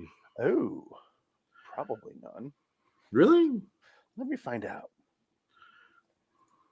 Dun, dun, dun. Let's start recording a podcast. Of course, I got to change my fucking audio. I hate you. I hate you so much. Hey man, change your audio. Oh, I'll sing honky tonk. What's going on over here? Yeah, I'll sing honky tonk. No, hillbilly. Who do you sound like? I sing hillbilly. I can sing hillbilly, but who do you sound like? I don't sound like nobody. I sound like me. She goes, "Who do you sing like in hillbilly? Who do you sound like in hillbilly?" I sound like myself. I don't sound like nobody. I sound like nobody, man. Oh, rock and roll. Dun, dun, dun, dun. Well, rock and roll wasn't a thing. Dun, Yet, I dun, guess. dun, dun, dun, dun, dun, dun, dun, dun. So let's look up because I'm curious now. 23 views. Of that? Yes. Oh my God. We got more views of that on this show, or our show live streams than we have the video itself. I guess that's a plus. Bing, bing, bing. Russell is Kurt Russell's father. Okay, questions. Yes, because we're live. We don't have a theme song for this show, so that's fine. We'll do Adam's thing here. Live. There you go. That's good. So first note I have, Bing Russell. Bing Russell. That's his dad, you said? That's his dad, yep. Does he play his dad? Yes, he played Vernon Presley to Russell's Elvis Presley, and that's his father. I have a couple notes on his dad in this episode, or in my Yes. notes for this movie. Welcome to the LAW John Carpenter Review, episode 24, Elvis, 1979, Phoenix West. Dig again. Welcome. No time You to sing fuck hillbilly? off. I sing hillbilly, some hillbilly song. I'll say, oh, that sound like me, man. I don't know what you're talking about, Jack. Who do you sound like in hillbilly? Are you 14-year-old girl? I'm 38. I'm not interested in you, honey. Get out of here. I don't want to look at your cotton panties. If your age doesn't end in teen, I'm not involved. Okay. I'm not interested in you, honey. God damn it. Get out. Go give me some hot dog rolls. I love my hot dog rolls. I'm not interested, man. I drank so much Pepsi that the manufacturer had to send it to the Graceland because I could not buy enough of it in the store. Because I drank so much Pepsi. Is it a coincidence? Read the book. I love Pepsi. Is it a coincidence? God damn it, honey. I would eat Pepsi. I would drink Pepsi by the gallon, and I'd eat mashed potatoes, bacon, and cheese, and peas in my stomach. I'd put it on my belly, and I'd take it up with my finger. Let's actually get into this movie. That's actually what happened. None of these stories are going to be in this Elvis movie because this movie is very genteel, and it's very, very nice. It's you don't see one pill being taken. No. Not one woman being fucked on the side. Nope. You see one 4.5-second scene where he gets paranoid, fires his band, and goes, "No, bring him back. I'm sorry. Hey, man, I'm sorry. Move the fuck on. One for the money. Oh, I'm sorry. God damn it. Bring him back." That's it. It's a very nice because Elvis had just died literally 3 years prior to this movie. 2 years. So 77, this is 79. Well, August 16th, 17th, 1977. Yeah. And this movie came out 1979. That's crazy. This movie came out in, when did this debut? I'm curious. I think November 79. I want to say it was a sweeps. It had to be sweeps. So it was November. February 11th. Way off. February 11th, This is 1979. a year and some change after he died. That's why they don't discuss the pills or his That's actual impressive. death, because they're still debating this of how he died. This is a fluff piece. Can I just say a couple things before we actually get into the plot of the 2-hour 48-minute movie we watched? Well, it's not even. It's just a biopic. So there's not really a plot. It's just his rise to becoming Elvis. That's all. It's going to be scenes that we discuss. And I just want to say before I even get into that, I don't give a shit about Elvis. I'm not a fan of his music. I mean, I've heard his music. It's whatever. He's a good singer. He's a good singer. He's fine. I just like the real stories about Elvis. The ones where I used to listen to a radio show called Don and Mike, and they would have Elvis's dead day and Elvis's birthday, and they would tell stories about Elvis, and they're hilarious because Elvis sounded like he was a fun guy. He just was a guy that was really easily swayed to take medication by doctors. He wasn't a drug addict. It's Michael in his Jackson. mind. Him and Michael Jackson are the same, and they share something in common. Yes, Priscilla. They both put their DNA in a woman into Priscilla, or into Lisa. And Lisa Marie. Silla, goddamn honey, you can't date a black man. Apparently, Elvis did not want Lisa Marie to date a black man, and I guess she kind of kept her word. No, she did not. Michael Jackson is not a black man. He was at that point. He was clear. He was but clear. He was genetically a black man. Genetically black, yes. He was a GB. Specified genetically. GB, genetically black. Yeah. Hi, honey, Lisa Marie, what are you doing? Oh my God, honey, do not date that GB. Unless you're talking about Grand Biscuits. I love Green Bay Packers. Aaron Rodgers. Grand Biscuits. I love Green Bay Packers. I love football. You are within his weird little Venn diagram of people who fuck, which is white and dark hair. I have 3 TVs in my home to watch 3 football games. Shot them all. Time. I shot every TV I had, Jack. Especially if Robert Goulet was on, I'd shoot it. Okay, no, I need to say one more thing before we get into the plot. I keep almost talking about the opening scene because I have so many notes there. Elvis Presley did 31 movies from 1956 to 1969. I have seen 0 of them. I would agree. I've never seen a single one. I hear he's terrible. Well, I mean, Jailhouse Rock, I think I've seen pieces of it because that's probably his Jailhouse Rocks. That's probably his most famous. No, Jailhouse Rock. That would be probably the most famous movie. But Blue Hawaii.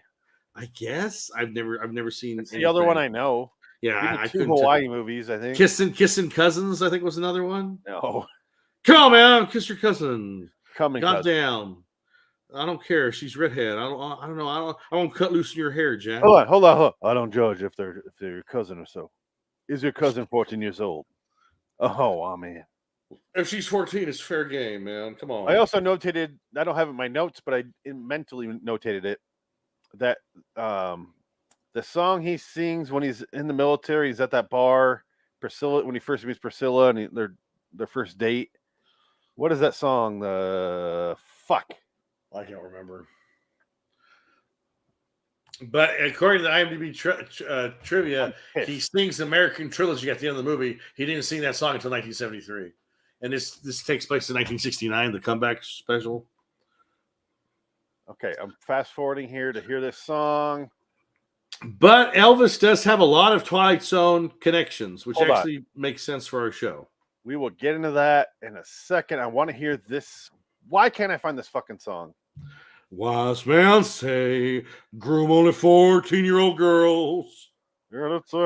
Because they won't talk back or run away on you. That's Top Secret. That song is like the original Mambo Number 5. That's Little Richard. Met a girl, but it's the first Mambo Number 5. Right. Like, because he has this part.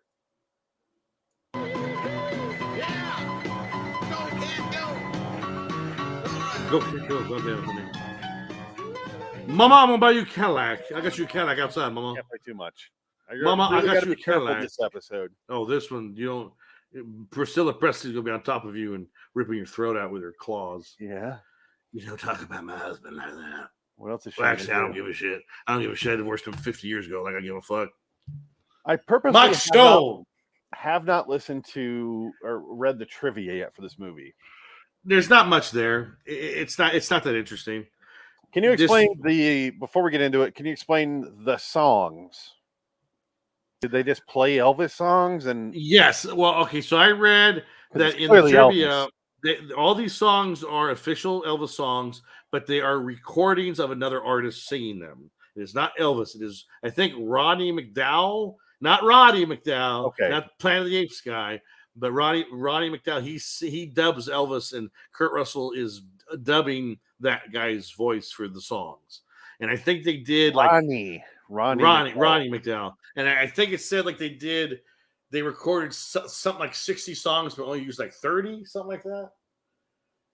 They recorded a lot. They recorded him singing a lot, and then they only used like half of them basically, because just in case it was like what song would work here, what song would work there. So that's pretty much all it did. And John Carpenter basically shot this, I think, under budget, on time. Like there was not much to this movie. $2.1 million. Yeah, it's a TV movie, so this was a big deal because back in those days, the TV movies were the rage. The cars, all the it's a 70s movie of the night.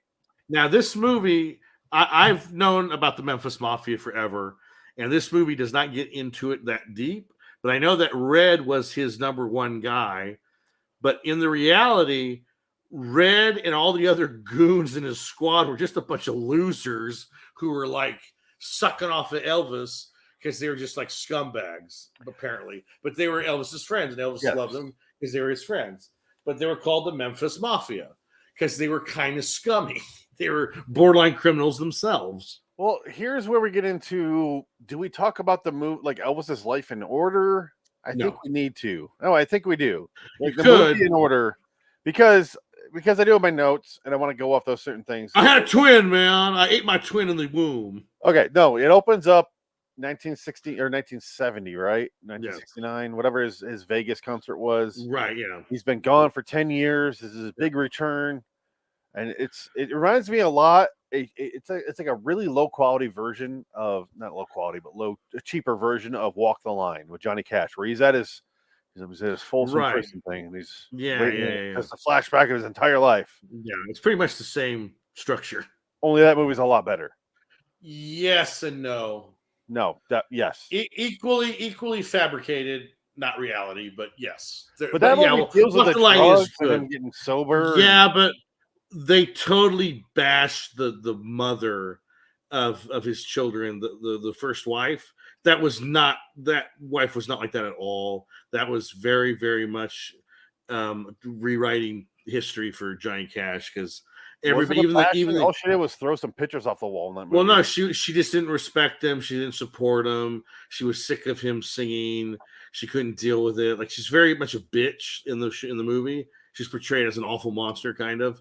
And even like the kids even were like, my mother was not like that. My father, I did. It's pretty bad. I put myself more in her position, which was, I'm sick of this guy. That's what I got.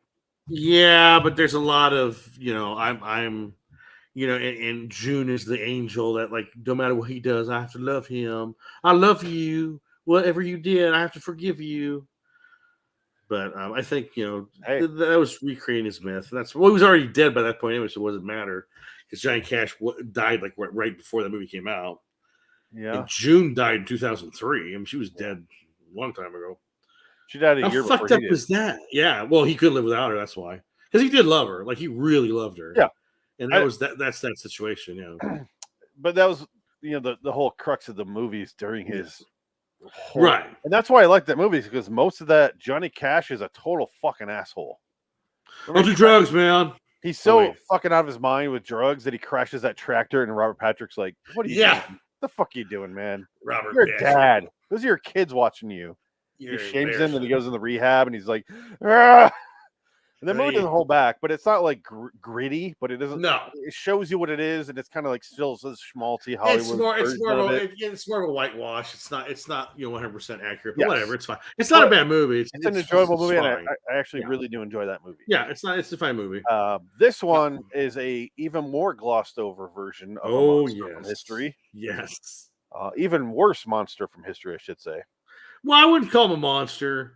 I think Elvis was just a child. He wasn't very bright. He's not Michael Jackson. He's not Michael Jackson, but he's close because I think he started out early. So, okay, the one thing I read in the trivia, that contest he does in high school, he didn't do that in high school. He did that when he was 9 years old. So he was already a young kid growing up. He was musically inclined, and he was singing in gospel groups and shit like that. And he traveled doing gospel music stuff way before he became a rock and roller. So he was going around and like, I want to do a song for my mama. I'm going to record a record for my mama at this little store here. I want to record an album. And he did that. That's all true. The two most effective things in the movie for me, how much he loved his mom. Yes, that's very true. Very effective and very true. And also his incredible jealousy and awe of James Dean. Yes. Like he keeps bringing him up when he's doing his movies, and he's like, I want to do some serious stuff like James. And he like even when he's sad and yelling at his family, like it's how much he wants to do James Dean type stuff. And then he's watching his movie when he's all by himself, and he's like, I can't do that, man. It's like what he's quoting him, and I'm like, it's jealousy, and he's sad that he can't do that. But like I have to go like do fucking another beach movie, and well, he wasn't a good actor. I want to do that. No, but he wanted to be. But the problem is, he's not an actor; he's a singer. Yeah, James Dean was an actor.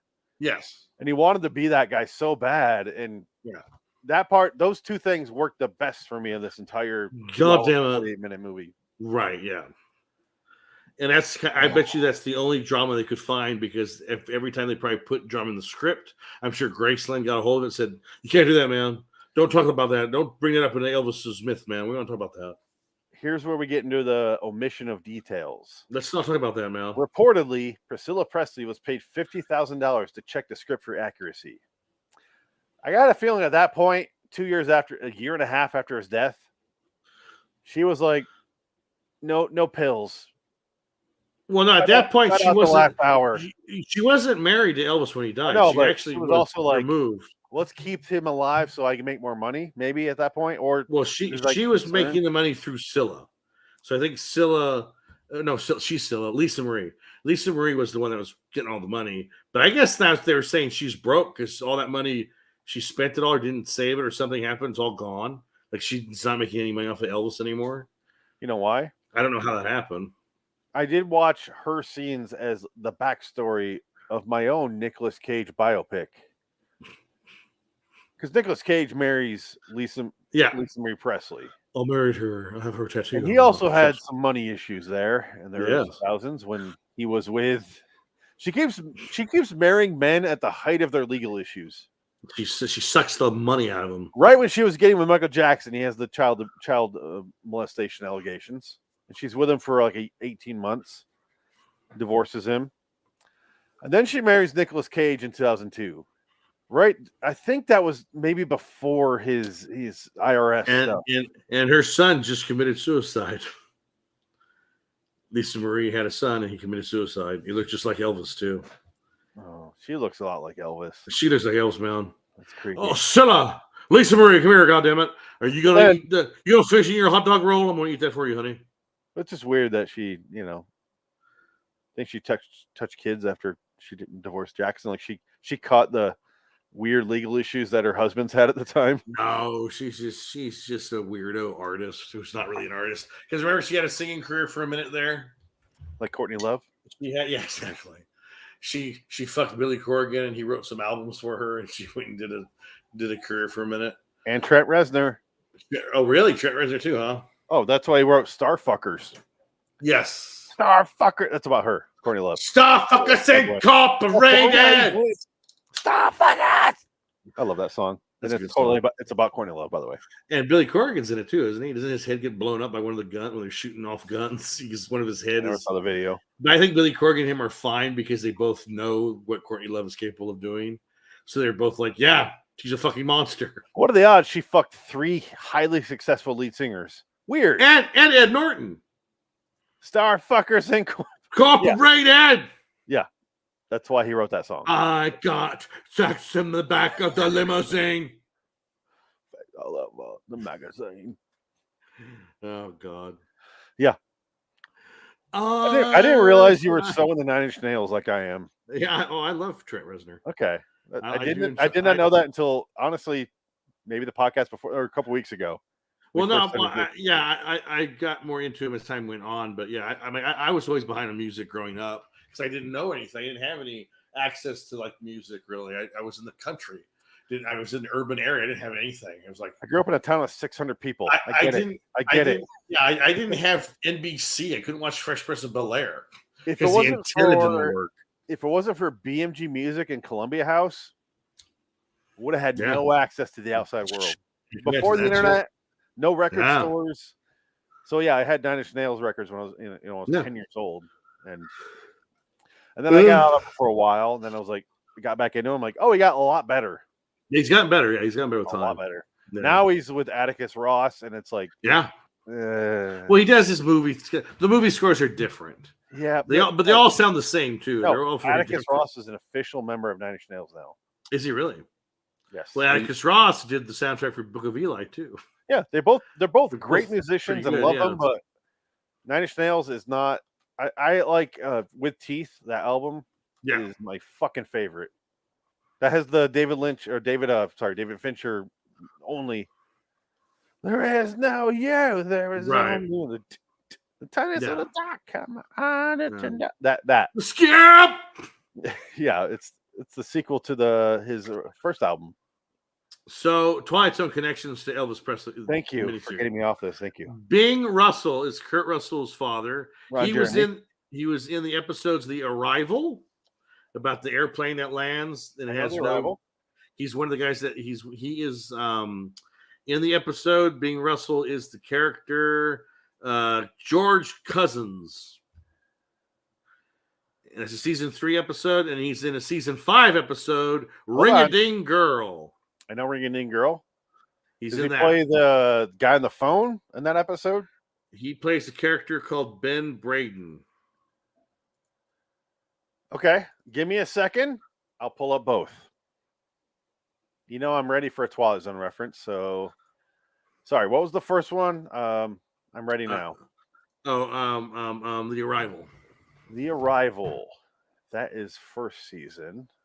No, second season. The His Arrival. third season. Third season. Wow, that's that late. Yeah. Here it is. Okay. What's a his good name? episode. George Cousins, I think. He's one of the guys that work at the airport. Oh, I already got him. No. I already got him. There's Bing Russell. Yeah, there you go. There you go. There's nobody flying the plane. I'd be happy to, except for one thing. There's no seats. What? There aren't any passengers. Not any passengers. All right, so that's The Arrival. The other episode was Ring a Ding Girl. It's season 5. I've never seen that episode. Ring a ding. Ring a ding. Ring a ding ding. He's in the second half of that one.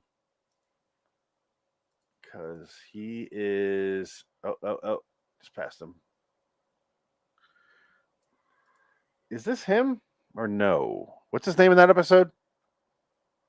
Oh, hold on. I just lost it. Is this him? I don't think this is him. It was Brandon. Brad Brandon. Exciting it is to be home again.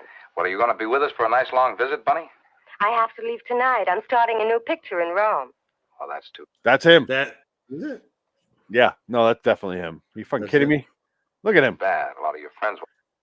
It looks like Kurt Russell eyes right there. Yeah, I was just gonna say. He got you guys see Kurt Russell's Russell face right there. eyes. Yeah. We don't know Bing that well, but we know Kurt Russell. So Susan Hubley. Is there another John Carpenter podcast that could pull up 2 quick Twilight Zone references that quick? I don't think so. Well, get ready for another one. Oh, ready. Lisa Marie Presley She was in Twilight Zone 85. Oh, 85. Okay. And guess what it was? It's one that we've seen. Okay, hold on. It's my thing's frozen. Okay, I am pulled it up. Okay, ready. Little Boy Lost. Little Boy Lost, right here. Am I fast or what? Look at that. Is she in the beginning as a kid? She is the little girl. She is the girl. She is the photographer who her boyfriend says, "You can't have a job, you fucking whore." She's the main girl. She's the star of that episode. Yep, she is. How the did we not photographer. notice that? I know. Well, she don't look like that. I Susan pull up Hoobley. IMDb every time. This is 10 years later. Hold on. No, I still pull up IMDb. I would notice if it said Lisa Marie Presley. Yeah, that's her. She was in Twilight Zone. Times choosing which road of life. Episode with the guy from him. And she's also in Hardcore. He's the voice of Steve. Oh, the George C. Scott movie. George C. Scott movie. She's in Hardcore. Oh, that one. Turn off! Turn off! We're doing 8mm soon. Yes, if only. She's not in the episode with Scott here. Yeah, that's her. She's the star. She is the photographer. What episode is this? Little Boy Lost. No, Yeah. I just want to know the number so I can pull up an IMDb. Oh yeah. We watched that episode. I know. That's what I said. I was like, oh shit, that's her. And I'm sure Pat Hingle was in some kind of episode of Twilight Zone somewhere in his career. Oh, her name is Susan Hoobley. Yeah, Susan Hoobley. That's Who not married Marie. I mean, that's Priscilla. Oh, it's okay. Priscilla. Fuck Yeah. You should have been more specific. I'm sorry, Priscilla. It's not Lisa Marie. No, it's Scylla. the woman who plays Priscilla. Priscilla, goddammit. Priscilla, man. Oh, but you've ruined my fucking brain there for no reason. No, yeah, it's Priscilla. Oh, that was not Lisa Marie Presley. She was not old enough. No. No. Yeah, she was Okay, so it's the actress who plays Priscilla, who's yes. weirdly one of the Hollywood actresses who's less attractive than the real person. Yes. No. Okay, yeah, that's clearly her. Yeah. Okay. God damn. Hey, man, look at that. You're a photographer. That's wonderful, man. Okay. Can't believe that. You were so good in that show. Hey, if you bring up Twilight Zone, I got it. I'm trying to see if Pat Hingle was in any kind of Twilight Zone connection. He was. He was in. He was the main character in fourth season episode. Oh, it's right after On Thursday We Leave for Home. Two episodes after that. Oh, wow, so he's in an hour episode. What the fuck is it called? It's really boring.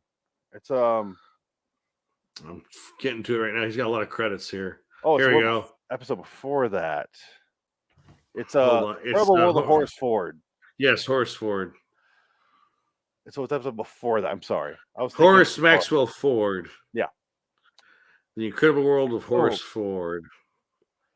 Yeah, he was in that one. Sucks. No, so yeah, Twilight Zone connections throughout the entire cast of Elvis, the miniseries, the movie. He's 89. He's Commissioner Gordon. 92 Batman, Commissioner Gordon. Batman 89, he's Batman Forever. Like Boss Hogg in this episode, in this movie. He really is. Well, he's Colonel Parker, so. I'd never heard of this fucking guy before in my life, so I don't know. Colonel Parker was a piece of shit who abused the Elvis, basically, made a bunch of money off of him, like hid money. He's a piece of shit. I think pretty sure he stole from Elvis. And that's why like he went on tour all the time and he got him. I think he probably got him on Ritalin, maybe, because Elvis was Ritalin nuts. He loved Ritalin. That was one of his drugs of choice. And codeine cough syrup. He drank like a bunch of codeine cough syrup. And there's an incident in Reno where he got a 15-year-old girl. He took her backstage. He found her in the audience. He had her come to the hotel. He gave her champagne flutes. Allegedly. No, this is true. This is not allegedly. It's not proven, though. Allegedly. No, it's proven. She went to the hospital. There's records. She was it court proven. Well, it never went to court because exactly. I'm say allegedly, so I don't get sued, you asshole. They're dead. It doesn't matter. He's dead. The states can sue. Everybody. Just say the word allegedly. Dead. They're all dead. Just say the word allegedly. What's the problem? Allegedly. Then? Okay. So allegedly, Elvis took a 14-year-old girl and gave her codeine cough syrup, and she essentially went into this. Basically passed out, almost died. You ever see The First Taken? He did that. Some Saudis bought her. No, but this was Elvis who took her backstage. And that was, her mother was there. So the mother let her go with Elvis. The mother was there as a chaperone. She let her daughter go with Elvis to like his hotel to hang out after the show. Question real quick before you finish your story. Do you think this movie, what John Carpenter wanted to reference that stuff? That's why he had that scene where the girl gets the thing taken away from her in the concert, and he I hands saw him, that. here's my Yeah. Jesus necklace. That's where It's I. yours. That's what I Don't was let anyone thinking. take this. That's what I thought. That's what I was And I was thinking. like, when I saw that's it. John Carpenter saying it without saying it, and you could tell he wanted it, like it was shot like so like deadlocked, and that girl going, and then the guy takes her back. He's clearly taking her backstage. Yeah, your mom, honey. And I was like, he's dragging her away, but for no reason. We're going to take care of you, honey. He could have held her right there. But she essentially she drinks too much cough syrup. She overdoses basically. So she overdoses. She's in the hospital. Like this is a bad deal. So he's getting the Memphis Mafia. And one of the Memphis Mafia guys said, well, I'll take the fall if she dies, and said she was with me. She was my date, and I had her drink this stuff. So I'll go to prison for you, E. I'm going to go to prison for you, Elvis. And so Elvis was like, give her a shot of Ritalin, Doc. It'll knock her out of it. And everybody was mad because Elvis would take Ritalin to get himself out of like stupors. So eventually she's in the hospital for like a couple of days. And all of a sudden she woke up and she hissed like a snake at one of the Memphis Mafia guys because they were there in the hospital room with her. And they're like, oh, thank God she woke up. She's not dead. They would not sue. And they did not go to the papers because they loved Elvis so much. They did not report the story, and they were not going to sue him. They said, we love you, Elvis. No harm, no foul. No harm, no foul. You almost killed my daughter, but we love you so much. It's okay. I want to sue you for gross negligence and actually beyond that, rape. But I love your songs too much. But you really sing the shit out of that Jailhouse Rock song. I love Honky Tonk. You're so good. I love Hillbilly. Just I amazing. want to quickly discuss because at this point we're beyond just going through the movie in order. Well, I got more stories. I know, and I want to pepper that in. But as a listener of Elvis music, because if you go to his IMDb and look at how many movies he has a song in, I was sitting there like, because I want to know how many movies he acted in. That's how I got that list of 31 movies. Right. I had to sit there and like 12 minutes of he's in like 12,000 movies. Yeah. His songs. Yeah. Here's the problem though. I like his voice.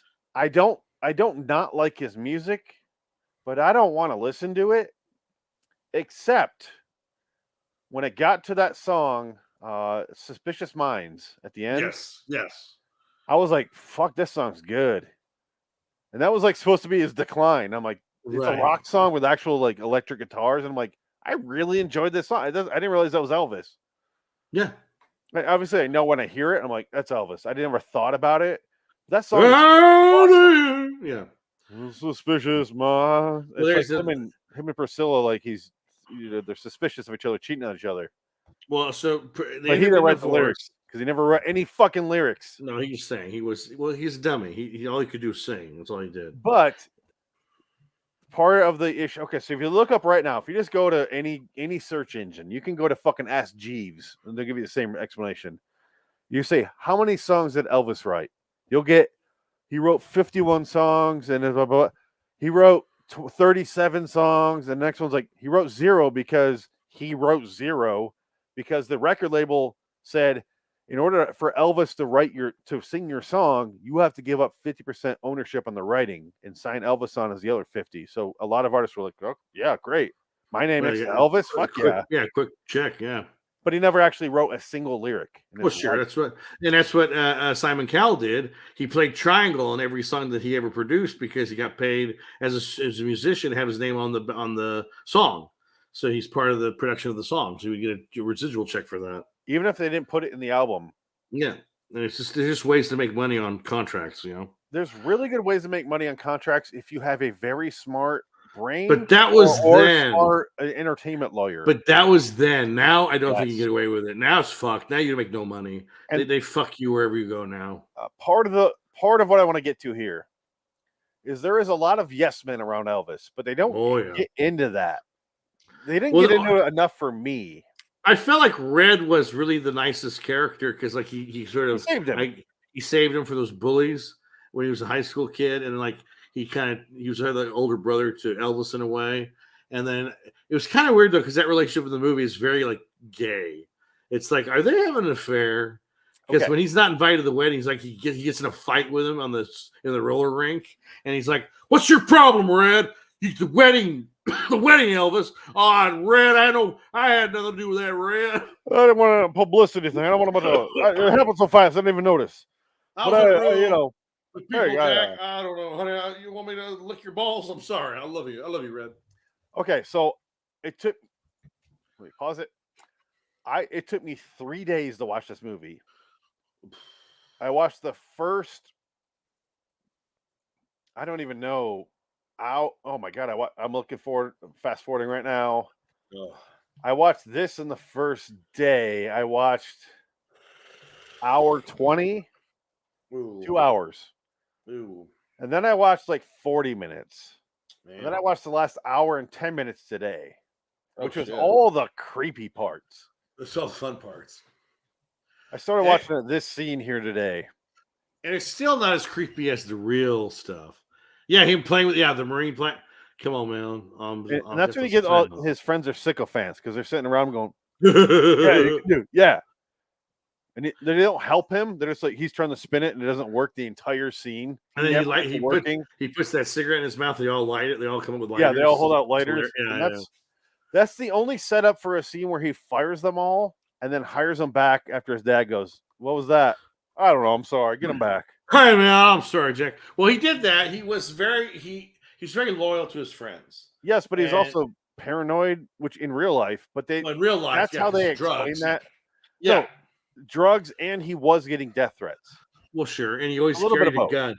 Elvis Presley had a gun on him all the time. Yeah, he shot out more TVs than any human being in history. And he had machine guns, and he had a monkey. They don't even bring up Scatter the monkey. So Lisa Mae Presley grew up like bookends of monkeys. Yes, because Michael Jackson had a fucking monkey. No, but Bubbles I think died before the Bubbles 90s. died before Michael Jackson did. He died in like 98. I think even before that. I think Bubbles was gone before the 90s even hit. No, I don't think Bubbles was around. Way after that. No, I don't know. I think Bubbles was gone. He was out of the picture. They referenced him in The Simpsons. Are you serious? No, I know, but that was he died in 2009. Past. Oh, no, it's Michael Jackson. Okay, Bubbles. Bubbles had him die in the 90s. Like early 90s. My friend Bubbles is dead. He took a shot of propofol and he passed away in his sleep. I love my monkey, Bubbles. I guess Bubbles was on the set of The Burbs. I heard that story because Corey Feldman was friends with Michael Jackson. In a 2003 documentary called "Live with Michael Jackson," the pop singer said Bubbles had became moody and argumentative. That year, it claimed a chimp made a suicide attempt. Yeah, they'll do that. Bubbles went to Center for Great Apes in 2005. There you go. He retired. But he didn't die in the 90s. He was alive well beyond Michael Jackson. Yeah, but I think Michael Jackson probably got rid of him before that. Or that's all lies, and Michael Jackson murdered him and buried his body somewhere. Why can't I find the death date for Bubbles? He was argumentative. It's a monkey. How is it argumentative? Is that fucking monkey still alive? Listen here, Jackson. I'm Bubbles the monkey, and I disagree with your consent. If you're a millennial, whatever. Chimps can live to 50 years. He was born in 83, this fucking chimp. Oh, shit. Michael Jackson was a singer. Look him up. He was very famous. They know who Michael Jackson is. No, I'm going real dumb. He had a fucking monkey named Bubbles on his child pedophile ranch. Well, you know who else had a monkey? Elvis Presley. And Elvis Presley's monkey, his name was Scatter the monkey. And Elvis hit it across the head with a cue stick once because he was getting annoying. And one time they let the monkey go loose with the girls in the room, and he put his finger down their cleavage and like play with their boobies. The fucking monkey. Everybody laughed at the monkey, but then they get a cow probe and shock it when they got pissed off at it. So they'd beat the shit out of this monkey. This is from April 28th. Oh. Bubbles is still alive and he's beautiful. Oh my God. He said it was on Twitter account. He's on Daily Record. It's on Twitter. I'm not argumentative. Bubbles. He's a Trump fan. Oh God. Bubbles is a Trump fan. How's that Yeah, possible? he's digging the Trump. He's MAGA. MAGA Bubbles. Make America monkey again, he says. Oh God. MAGA Bubbles. He's Mama. Fuck. All right. So That's hilarious. A couple things I want to talk about. I did find an Elvis TV miniseries from 2005 with Jonathan Rhys Meyers. Yes, I remember that. I remember playing that Elvis in yeah, two-part episode. I remember that. And then there's also part of this episode was chosen at random by our bingo hopper. Elvis was this episode 24. There's nothing I could do about it. I just finished off the rest of the 30. Or the rest of the 29. There's 28. something you could have done about it. I could have pushed it back, but like we got out of the way. We have finished our Kurt Russell, John Carpenter connections. We're done. Wow. Okay. This is the last one. Neither of us have seen it before today, and I'm almost glad I did because it was fine. Yeah, it was fine. It's a perfectly fine TV movie. It's fine. I didn't realize I was still screen sharing. Sorry. That's right. I was looking too busy on IMDb. But I just when I went and saw The Unbearable Weight of Massive Talent in the theater, did it play for you? The new I missed it. I got there late, so I just got there in time for the movie to start. There's a new Elvis movie. Yeah, Baz Luhrmann, Tom Hanks. I had to explain to my wife who Baz Luhrmann is. And I go, God. It's either going to be really great or really overblown. Or every cut is there's going to be 55 cuts and 10 seconds to shoot. Because I do like Moulin Rouge. Yeah, Moulin Rouge is fine. It's a good movie. Not great. Good movie. Well shot. Interesting enough. I was at Moulin Rouge in person. Yeah. Way after this movie took place, but I'm like, that's the fucking area. It looks the same. And I got that vibe. Like if I was there 80 years earlier, I got like that's the vibe I got. You were in Moulin Rouge in France? Yeah, I went to France, and I was the only male in my class, in my French class, and I took all the girls to Moulin Rouge because I'm like, I gotta go there. Like I want to see this. Yeah, that would be cool. And I went there. Yeah. And it was fucking cool. I got syphilis. No, just like Toulouse-Lautrec died of syphilis. No, we didn't go inside. Oh, okay. No, it was like it was I was fucking 16. Only boy in my French class and Spanish class. I was literally they traveled together, those two classes. Only boy. And I was like, all right, ladies. How does that work? This is a big French thing. I want to go see this place. Oh, yeah, that'd be fun, yeah. And we walked around this place. It was fucking amazing down there. Like just that I don't remember much, but that was like sticks in my mind. I was like, no, Montmartre, like watching around, like people watching. I mean, this is fucking amazing down here. And I'll never forget this. Smoking clove cigarettes, drinking. And that was back when it was like, those. Throwaway cameras. That was what I took to France. There's no digital yet. It was all throwaway film cameras. Oh, my mom was not going to buy an actual film camera. Yeah, I had that when we went to Washington, D.C.'s 8th grade trip. But I will say my biggest regret is not letting my mom come on that trip. Oh. But my thought was, I'm 16. I'm the only boy. You're not coming, Mom. I'm so sorry. I'm going to get laid. No, it didn't. Didn't happen at all. On purpose. Well, sure. But it was like, I did have an all-night party in my room. Oh, there you go. Boy. Yeah. But it wasn't like that. It was just. You were the only boy and they were all lesbians. No, it was a lot of fun. But nothing happened, and I'm glad nothing happened. Well, you were 16. I'll say that. Yeah. 16, but like 16 with a lot of Michigan girls, and I'm like, no, I'm good. But it is a lot of fun. We were drinking, and we went to Moulin Rouge. And that'd be fun. Went in the fucking subway, and that was the buses, and that part was fun, and I loved it. Then we went to Spain, and it was like, I don't know shit about Spain, and the food, I hated the food. Like I hate everything about this place. Okay, in France, I knew French. I don't know it so much today. I can read it, but I can't say it. I can't like hear it or speak it, Well, but Spanish, France, everyone knew English. Well, of course. So everywhere we went was like, all right, what do you want to buy? So I bought From Dusk Till Dawn on VHS in France. Wow. I didn't know what the fuck, You didn't know about the PAL thing? I didn't know what the PAL thing. Oh, I bought From Dusk Till Dawn, and I bought, what was it, Fargo? So something, my movie taste at that time. We're pretty sophisticated. So I bought Clerks. I bought Clerks. Wow. Was it really expensive though? Clerks and From Dusk Till Dawn on French VHS. And I'm like, yes, these are. And I also saw. Was the package different? It was different. It was, it was. Because sometimes the packages are the packaging is better in European countries. They have a lot harder cases. I'll say that. Their clamshells are fucking serious. Yeah. I didn't realize. I thought it was because I took them through the scanners. Oh, it was just because it's PAL, which I understood as when I met you at that age, I understood what PAL was because Michael Good explained it to me. Right. Yeah. I didn't know that. I didn't know it either, but Michael Good is good for that sort of shit. Yeah. Turns out he's been interested in Europe's vaginas for longer than we knew. Michael Good, if you're watching this, you get it. But okay, so he's not watching this. He married a Holland girl. He's not. He doesn't even know who we are anymore. After Kim left, when she visited Remco, I go, "Hey, I'm interested in you." And she goes, "You're too negative." And I go, "You're right. I'm sorry. Never mind." Fuck you. Michael, I'm like, "Good call. You're dating Michael. Good call." Yeah, good idea. I was like, I immediately folded. I'm like, you're right.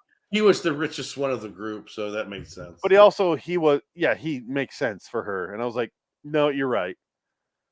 Yeah, he I should have went for Marche.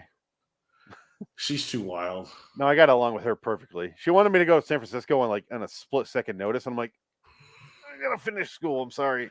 Well, she probably went with Joel. She did. Yeah, good for them. Well, I guess Joel's all fucked up. Oh, great! Can't wait. But anyway, let's finish. No, so Elvis Presley is an interesting character, just in life. I recommend. Sorry, the new movie, Baz Luhrmann. Yes. Who plays Elvis? It's awesome. I have no idea. Yeah, I don't know who that is. Priscilla's Olivia DeJonge. Hank Snow is that guy we all know. Who? He's from Lord of the Rings. This guy. It's coming up any second now. This guy. He's from 300 and Lord of the David Rings. Wenham. Yeah. David Wenham. Yeah, well, he's in a lot of Baz Luhrmann movies, so that makes sense. Tom Hanks plays Tom Parker. So he plays the Boz Hoggs role from the Batman guy, Commissioner. Yes. Okay. Yes. Austin Butler, who I've never fucking heard of. He does look a lot like Elvis, I guess. Hey, man. Oh no. Oh no. Oh, yeah. What is this? That, you know what that is? Can't tell from here. The Dead Don't Die. Oh, Jim God. Jarmusch. Yeah. Okay, Adam Driver. Yeah. A young Billiam Murray. Young meaning a few years ago. Yeah. That's where they do that. It's a zombie movie, but they also go, Jim doesn't want to talk about this. Play that music. It's like, why are you referencing the movie you're in? Oh my God, it's fucking terrible. I didn't watch it. Oh, Once Upon a Time in Hollywood. Who was he in that? Tex Watson. Was he the guy that Brad Pitt punches in the face? Yeah, he was. He looks like Bieber. He was the guy. He punched. Brad Pitt beats him almost to death at the Manson Ranch or whatever. Here he is with Lauren Lapkus. Who? Missy, the Adam Sandler movie. The Wrong Missy. Oh no, sorry. No. It's Adam Sandler produced, but it is a David Spade movie. Yeah, no, thank Wrong you. Missy. No, thank you. Do not watch it. No, Switched at Birth. Switched at Birth. Hey, man. He was in Switched at Birth. Which movie is in? He's in Switched at Birth. Yeah. Oh God, I knew. Noga Hosers. I knew the girl that starred in that show. Is he from Canada? Apparently. No, California. California. Apparently. Anyway, sorry. Hey man, I'm gonna play Elvis Presley in the movie and never have a career again. Okay, watch the trailer and I go, that looks terrible. Well, I guess everyone's saying it's amazing, but it's like, yeah. You also said people said the new fucking Maverick movie looks amazing. What Maverick movie? Oh, Top Gun 2? Gun, it is Maverick. amazing. They're saying it's the best movie of the year. Yeah, I swear to God. Yeah. I'm not making that up. Everybody is saying. I don't disagree that people say that, but also fuck people. No, I mean, I'm talking people like you wouldn't expect to say this, are saying like, no, seriously, you don't understand how good this movie is. Here's my thought. You know why? It can't be. You know why? You know Tom Cruise ate him. who co-wrote the script? Tom Cruise sucked him off. No, you know who co-wrote the script? Nolan. Christopher McQuarrie. Sorry. Yeah, Wrong McQuarrie. person. Tom Cruise and McQuarrie are like inseparable. McQuarrie does all of I his don't stuff. know why I went Nolan when I said Christopher. Well, Christopher obviously, you know Nolan. what I meant, right? Yeah. Okay. Oh, so we never talked about this when we were talking about. Is it John Carpenter related? No, it's ahead. Christopher McQuarrie related. You have Catholic candles behind you, don't you? Where? No, those are paper towels. It has the. If you look at Catholic candles, they have that thing going across it. They're paper towels. Look behind you and look at that line going. That's a towel. Okay, but look and see what I'm saying. Look over your left shoulder. You mean this thing? I do, but look behind you. Yeah, it's a fucking paper towel roll. Doesn't it not look like a? It looks like a candle. Sure, I'll give you that. It looks like a candle. I don't know where the thing's coming from. I don't know. And I was raised Catholic, so I would know what you're talking about. I don't see the Catholic in the towels. They're just paper towels. But Elvis Presley. No, what was I talking about? Chris McQuarrie. Ryan Phillippe actually broke Sarah Silverman's nose in that scene. Yeah. So I don't think we ever brought that up. We never talked. He was married to her sister at the time. At the time, are they still married? They're not married anymore, huh? No, at that time they were. Yeah. He goes, "Hey, I'm gonna break your fucking sister's nose in this scene." I guess he never told them. Yeah. Shut that fucking cunt's mouth. They're gonna Shut that cunt's mouth before I start her head. Ha ha! There are some movies like The Simpsons where you had to correct me in my exact verbiage, but right, yes. Way the gun. No, not a problem. No. Not a problem. No, way the gun is. I gotta rewatch Shut that that cunt's head before I fuck. Shut that cunt's mouth before I start her head. Ha ha! Some kind of background laughs. That's the best part. Huh? Is the guy? Oh, you fuck babies' heads? You fuck babies? Okay, listen, man. She's got loud, a big she's not mouth. wrong. Yeah. The ginger dude. Looks like Jared. I'll fuck you up, then I'll fuck you silly. I think that's Jared. He looks like Jared. He looks more If Jared had long hair, that's he looks who more like a. Oh, I never changed the background. I'm so embarrassed. It doesn't matter. We're so far in this episode for me to change the background, but here What's we go. done? I mean, Elvis Presley. It ends with him having his last hurrah. Well, not his last hurrah. It only does what 1969. That's it. His comeback special, and that's it. Plays his comeback special. That's all. And then it ends. But I have so many notes left. Read them off. I talked about that.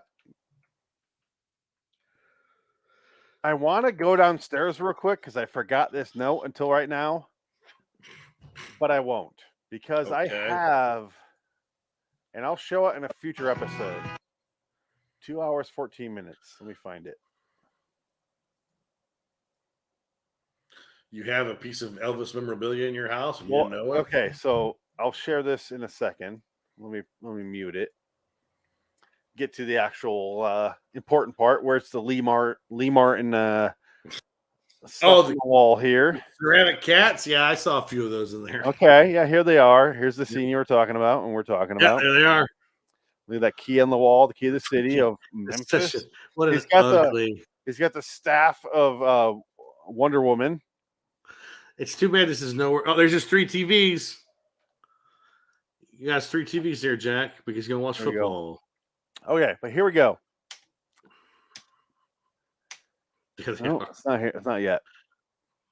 Hey man, I'm pixelated. God damn it. I'm pixelated as hell. Oh man. So got back to him. If you want, I'll go get it. But fuck, where is it? Come on. You don't stop have to sharing. I'll pause it as soon as I see it because it shows a beer stein behind him, and I go, I have that exact beer stein. Wow. And I will go grab it real quick. I know exactly where it is. It'll take me 20 seconds. Honey, where's the beer stein? I sold it. What the fuck? Why? You've been divorced. All right, never mind. We had to pay the doctor for having him stick his finger in the butt and make him poo. Finger your son's butthole. I'm so sorry. He took the stein. Nolan, if you're watching now for the first time and this is how you watch your father, I am so sorry. An elderly man fingered your butthole today. Well, had we done, Nolan, you got shit. And because of that, you shit all over the place. Good, you were very happy. And that's all of the story. That's what happens. God, I want this. Here's the problem with sharing the footage here is it takes fucking forever because this is a 3-hour movie. Yes, it is. Do you remember on Red Letter Media when Colin explained this movie? And all he did was really say it's 4 hours long and it ends with Kurt Russell going. Yeah, you saw that. Yeah, he's not wrong. He's not wrong, but also it's not 4 hours. It's not even 3 hours. No, it's 2 hours and 40 minutes, and that is the director's cut. 48 minutes. Yeah, and that's the director's cut. But it is way too long. And it did go to theaters in Europe, so it made some money out there because TV movies in the 70s usually went to theaters in Europe back in the day. Like the Ewok movies, they were released theatrically so they in got Europe. Kiss versus the Phantom of the Park. Yeah, they probably did. Yeah, they got the Saturday Night Movie of the Week. Ewok Battle of Courage or Battle of Courage. Okay, dude, the Star Wars Holiday Special. Do you think they got that? Oh no, I'm so sorry. That didn't go to theaters. It just went straight to video, to TV. No, it went to straight to fucking bootleg. That's the variety. We're from TV to bootleg, and that's. Have you ever watched that? Episode 4. Oh, did you watch that? Okay, I never watched the whole thing. Shitty Movie Showdown. I only watched chunks. I don't need to watch. I watched the animated short, and that's about it.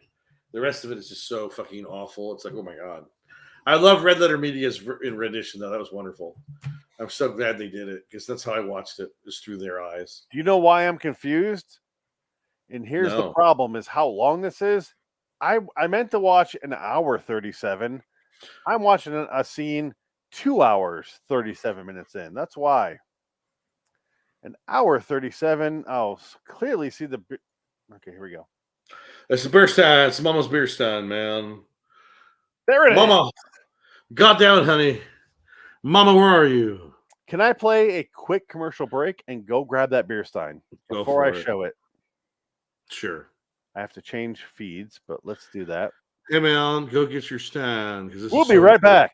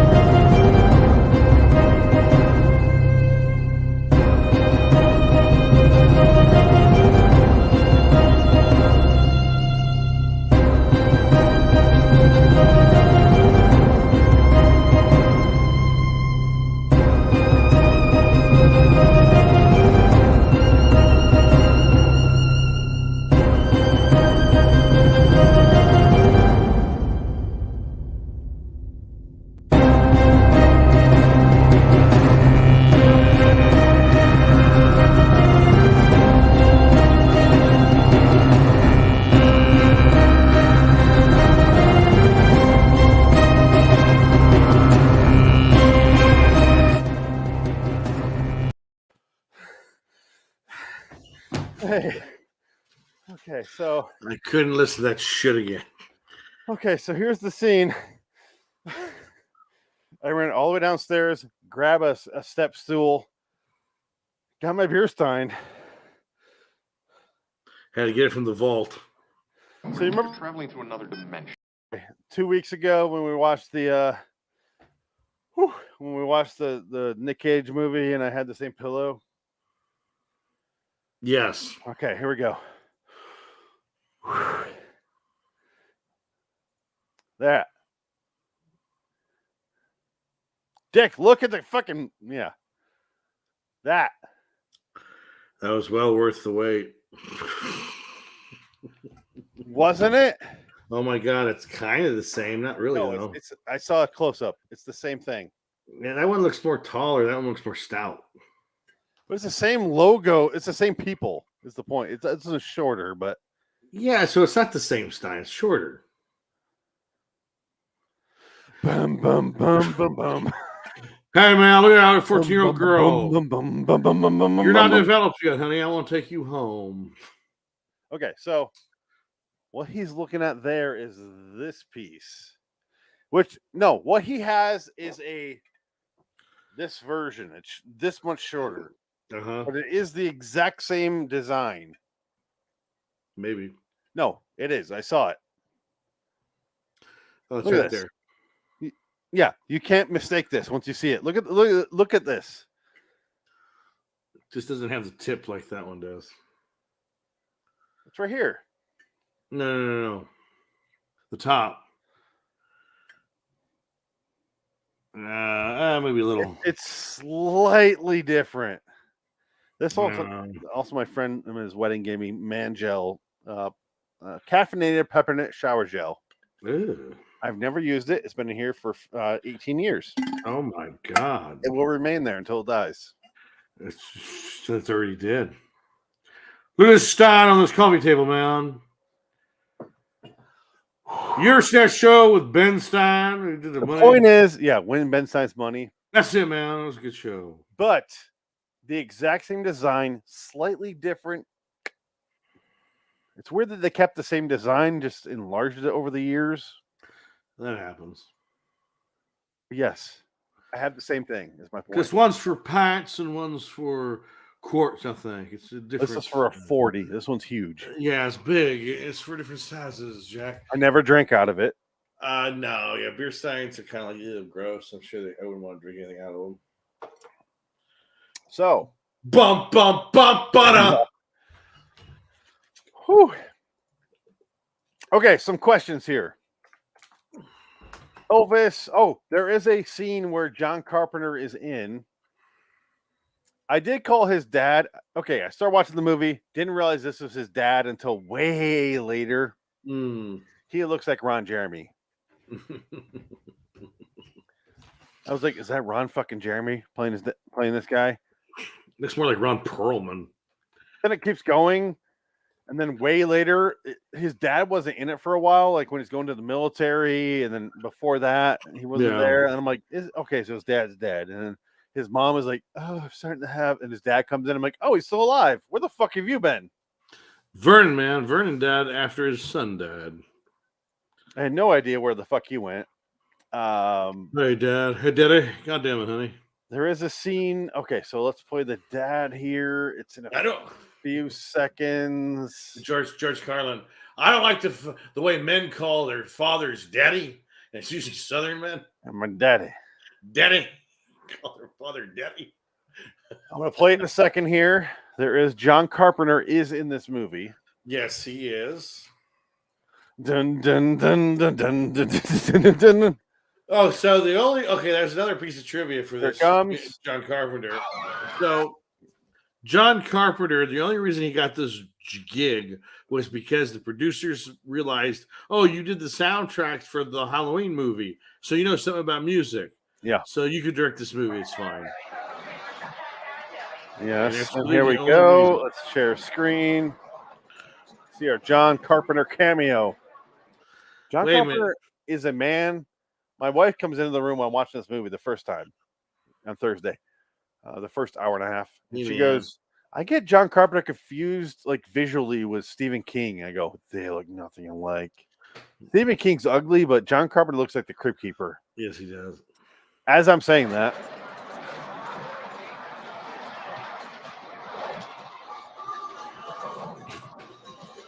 prepare yourself. Here he comes.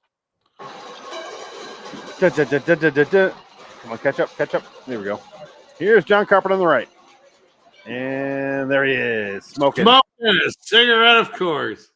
There's John. Look at his butt. He's got his phone there. Where the fuck is God? That's his fucking cigarettes. That's what that is. That's his packet. That's his second standby pack of cigarettes. Yeah, he's got his third and fourth. In case I pass out. And actually, this is him really taking a break during the shooting to gamble money. And I love the fact he has like hair earphones. Like, yeah, he's like, this is 2 years of Star Wars. I got the Princess Leia thing going on. And it cuts to him. Red. And at first you're like, oh, it's some weird security guard keeps taking off his sunglasses. And then I'm like, cuts back, and then he introduces himself as the guy who saves Elvis and get his hair beat and cut by bullies. And I'm like, all right. Love you, Elvis. Because right after that, when he got his haircut, when he's about to get his haircut and he saves him, you went, there's a gay relationship. And I was like, okay, all right. And I'm watching, I'm like, nah, I'm not getting that. Because Red's not in it that much. And then Red doesn't get invited to his wedding. Exactly. With Priscilla. And I go, he wasn't invited for a fucking reason. The reason is, love the man. Do you think in real life, this is just us assuming and guessing. This is not, we're not putting we're not saying he did, but did Elvis fuck Red? Or no. I would say in real life, no. Because Red. Do you think they fucked the same 14-year-old girl together? Yes. That's more what I meant. Because they would get the Memphis Mafia would get the extras, would get like whoever Elvis wasn't interested in. I feel like we're talking about the Pussy Posse. Like the that's same thing, same idea.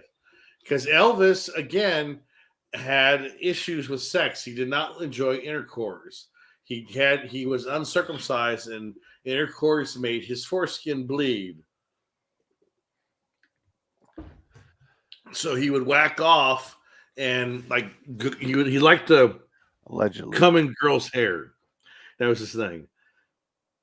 Yeah, I want to let loose in some girl's hair, man. I want to let loose in some girl's hair. Yeah, okay. God damn it, honey. Now, yeah, allegedly written by his mafia hitmen or his Memphis Mafia. Yeah, they wrote a book before he died. No, they wrote a book after he died. No, before he died. They sold him out. They wrote it before he died. No. A little bit of trivia I did read. It was like a year and a half before he died. Wow, so he must have fired him then. Because he fired him before that. Yeah. And then they went, okay, fuck that guy. Well, was it Hamburger James who wrote the book? You mean Joe Mantanga? Was that Hamburger James? I don't even know. Because Hamburger James is another story. Where when did the Elvis Bodyguard book come out? Well, there's multiple books. No. May 97. So it was before he died. May 77 or May 97? May of 77. All right. So God damn it, honey. Yeah, I didn't know shit about Elvis, so I looked into everything I know about Elvis now during the movie because it's really fucking long. Yeah. And I was like, all right, Priscilla. Priscilla said they never consummated the relationship till she was 21. Well, there you go. And I was like, I don't believe you, honey. I'm sorry. I do. I can believe that. Do you think he kept around for 7 years? Sure. I don't doubt it. All in your hole. No, because I think he thought she was pure and he didn't like intercourse. So it adds up. 21 though. 21's a weird number. An adult. That's 3 years as an adult though. Yeah, but I think more or less birthing 21-year-old is probably a good birthing year, maybe.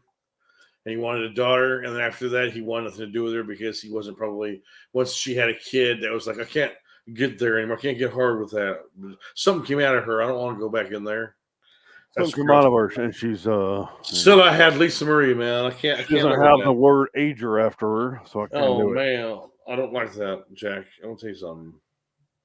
I feel like okay, so this is just okay. This is where I get a little conflicted because I want to go, you fucking pervert, because Elvis was a pervert. I'm not even going to say allegedly. 14-year-old Priscilla Presley called her fucking dad in this movie and goes, hey, General, want your daughter that I just met the other night with you. You know, when I was like flirting with her, and What's your daughter, man? I'm like 25 and she's 14. You know what I'm Give me saying? your daughter, man. Why don't you let her move in with me here at Graceland? He's like, the general literally goes, you know what, Elvis? I don't want to, but I'll think about it. I'll seriously think about it. Cut to her moving the fuck in with him. Yeah, but was it the next day or was it a couple years later? That's our the thing. main issue with this, right? This biopic, if you will, is it glosses over everything.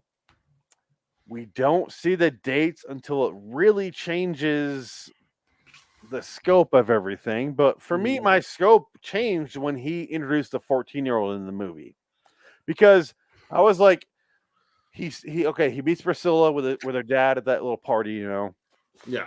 After his mom died, when he served his 2 years between 58 and 60, when he's doing his movies and got forgotten about.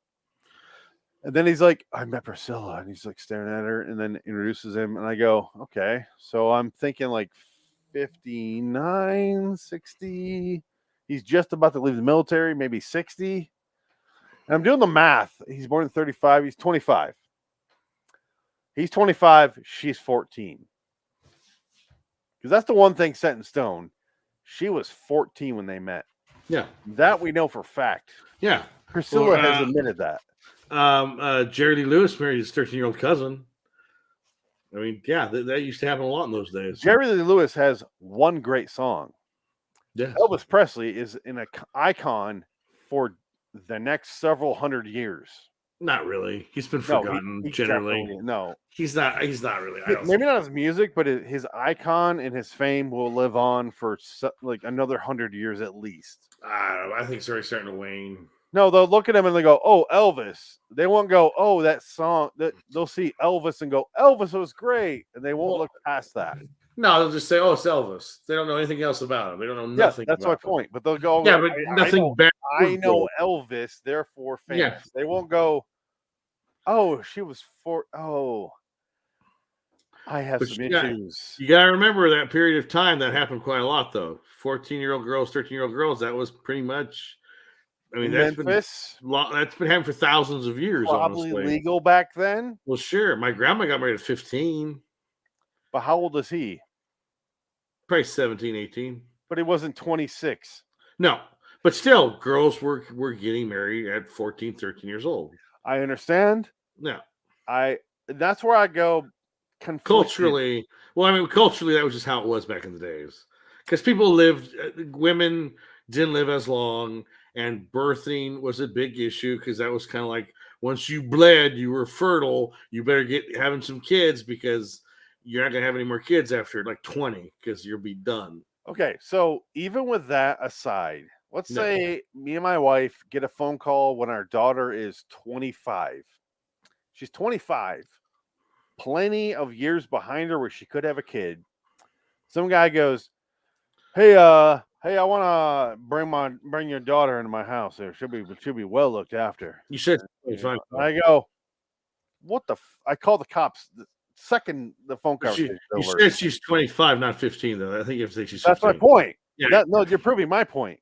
Yeah. So 25, and I go, I'm still calling the cops, man. That's fucking. I'm not saying it's good. I'm just saying that's what it was back in those days. But I'm saying, yeah, it was that guy's different. like, I'll think about it.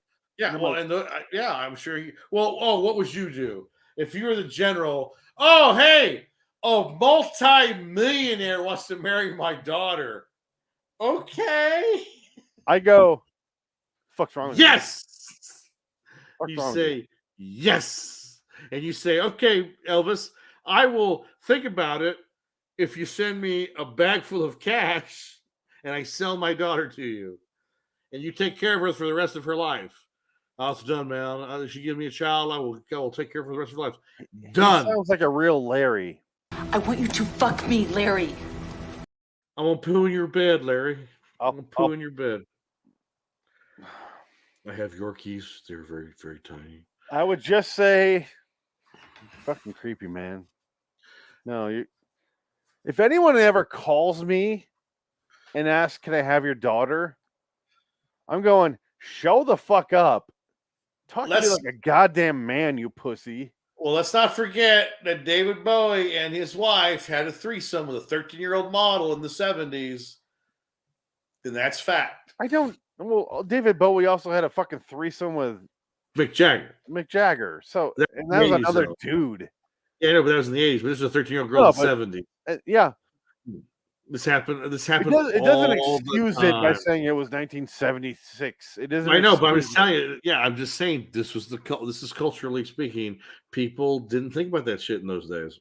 But culturally speaking, you knew a 13-year-old girl was not ready to have a threesome. No, but she was on drugs at that point anyway because she was like a party girl. It's the reason that Roman was on the rock and roll cannot come except as Oscar in person. Yes, exactly.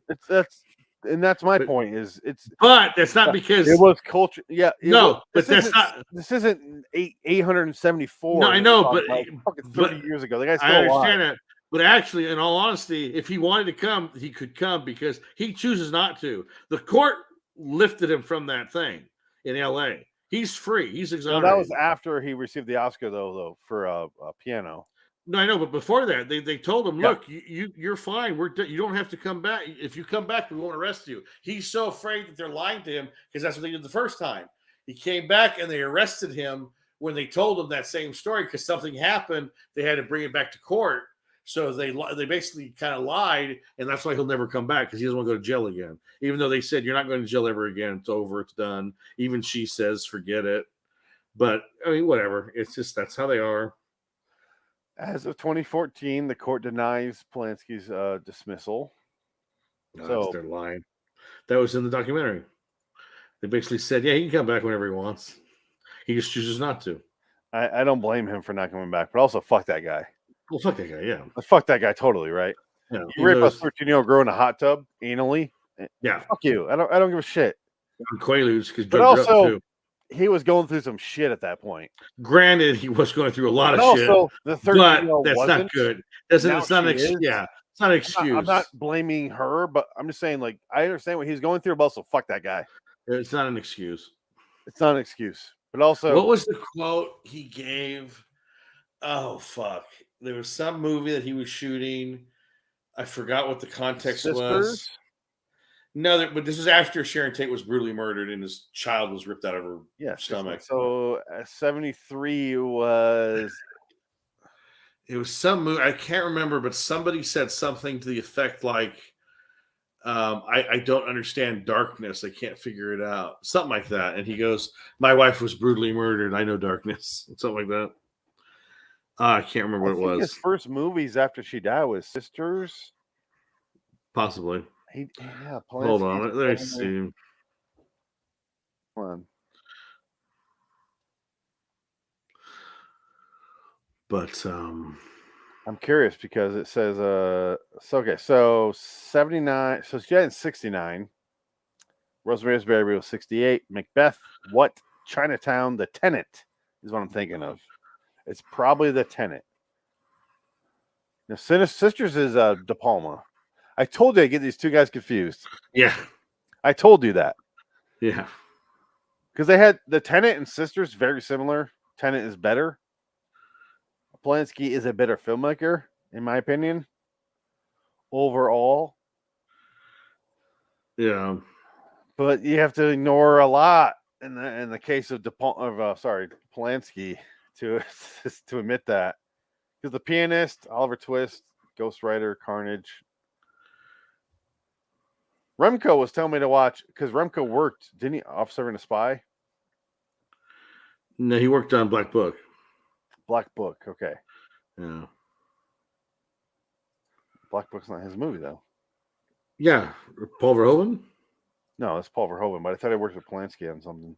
No, you're thinking of Polo. You're thinking of the Polish guy, not Remco. Remember, there's a Polish guy that he was a producer in Poland. His dad was a big producer in Poland, and he was I have no idea what the fuck you're talking about. It was Johann something. That's who you're thinking of. Because Remco never worked with Roman Polanski. Okay, you're probably right. I'm looking up Paul Verhoeven's Black Book now. Yeah, he did Black Book. He was on Black Book. I'm looking up Remco at all. He's not on here. He was like a driver. Yeah. He was a driver on that movie. He worked on Couples. Anyway, Elvis, the baby's born. I didn't realize because at the beginning he talks to the grave of Jesse, who's his twin who died, who's a stillbirth, and his shadow from there on. I didn't realize until when his baby was born, he was talking to a shadow, and I realized that's Jesse because he goes, "Hey Jesse, what do you want to do?" I was like, "That's the significance of the shadow," and I feel bad for the poster behind us here because that's me on the left. Didn't know I was replacing his dead brother. Hey man, you replaced my brother, you son of a bitch. Yeah. Jesse West, what's going on? Yeah. I ate you in the womb. You were my vestigial twin. I'm malignant. You see that movie, Malignant?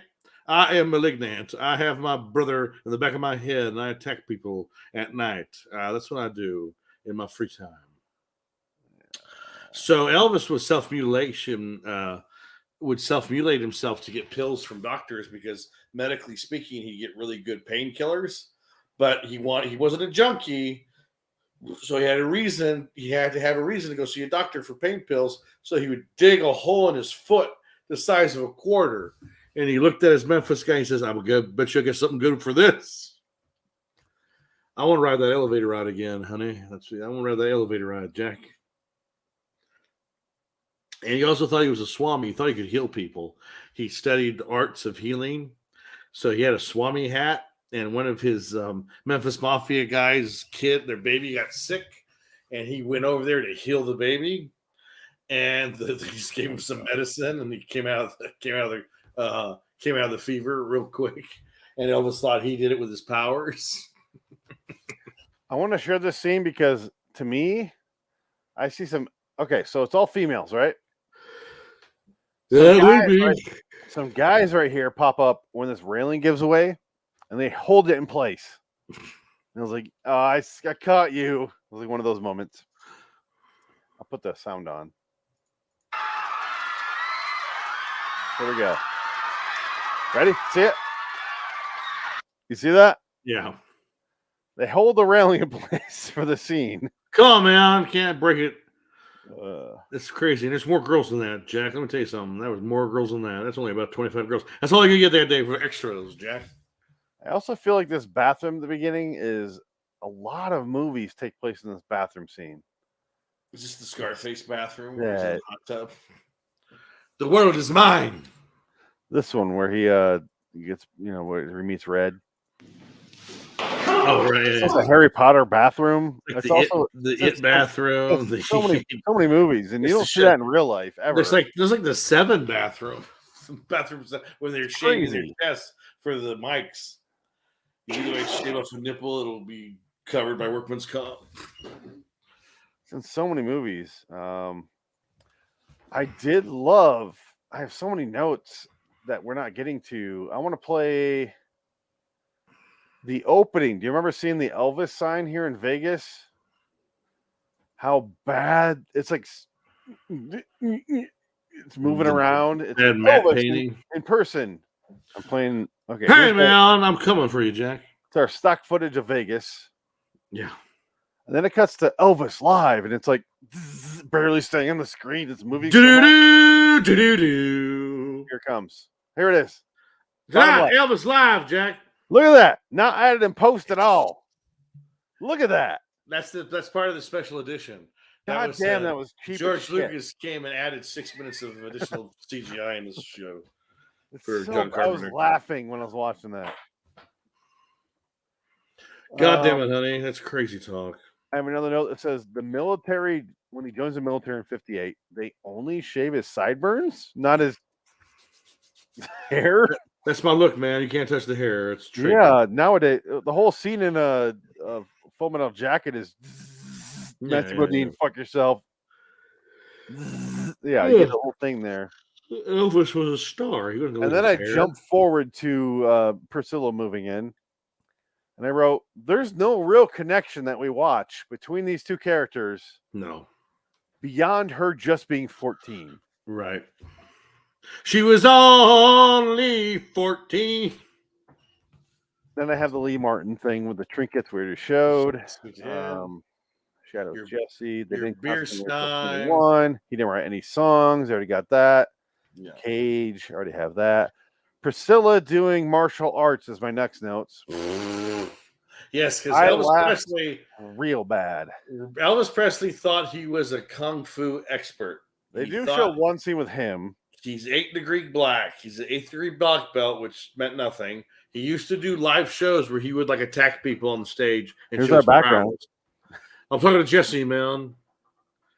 What are you doing? I don't care. I want to hit you with my karate chop, man. 223. I have the notes. Kara. Kara means open and te means hand. Karate, open hand. That's what it means. Look at these. They are the worst punches ever. Okay, so the bag is in. Yeah. Okay, so look at her arm. It's like jagged. It's She's not gonna break her correct. wrist. She's gonna break her wrist in one real Or punch. her elbow. Hiya! It's the worst punches I've ever seen. God damn it, honey! I want to teach you how to hit. Come here. Come over here. I want to teach you. My instructor was none other than Bruce Lee himself. I'm going to teach you how to do the chop. I do want to say though, I love this song. Suspicious Minds. That's as much as you can play. It's enough. There you go. But I didn't realize it was because okay, so I'm watching the opening. I saw the credits because they're real slow, and I go Joe Montana. Yeah. Didn't recognize him till this scene. Right, he's in it for I about. was like, an oh, hour. there's Joe. Okay, so that was him before, and that okay. Then I like did the backward math on that. I didn't recognize him then. He's a really relatively thin dude here.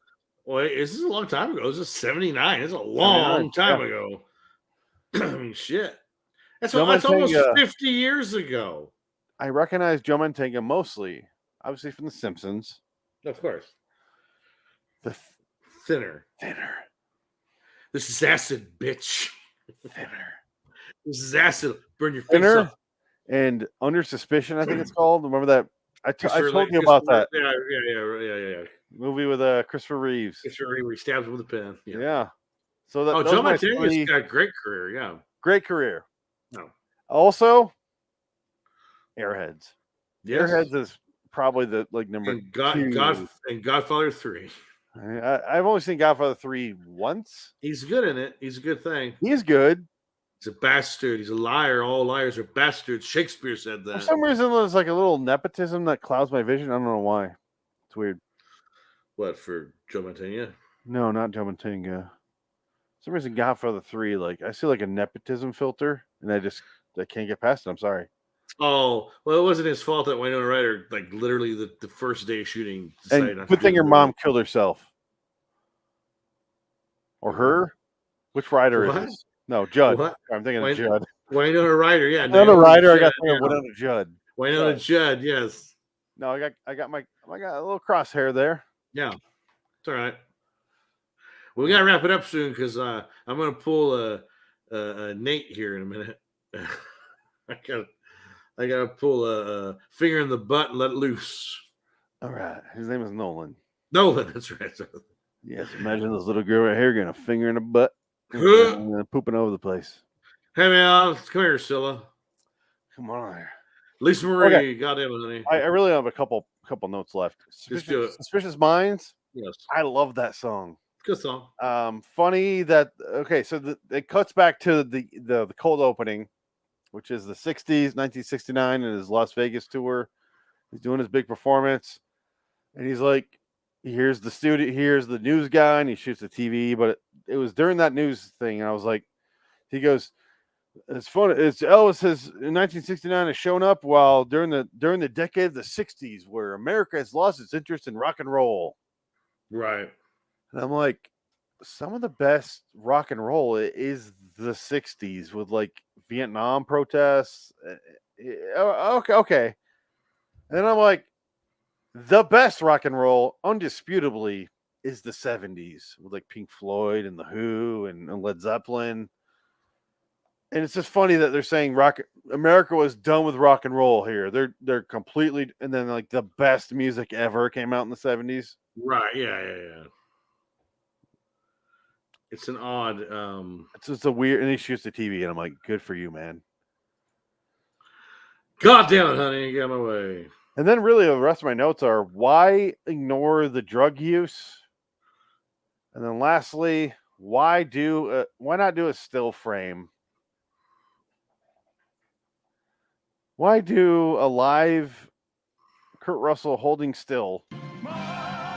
He's clearly moving. Hey. Carry on, God damn it, honey. He's supposed to be a still image here.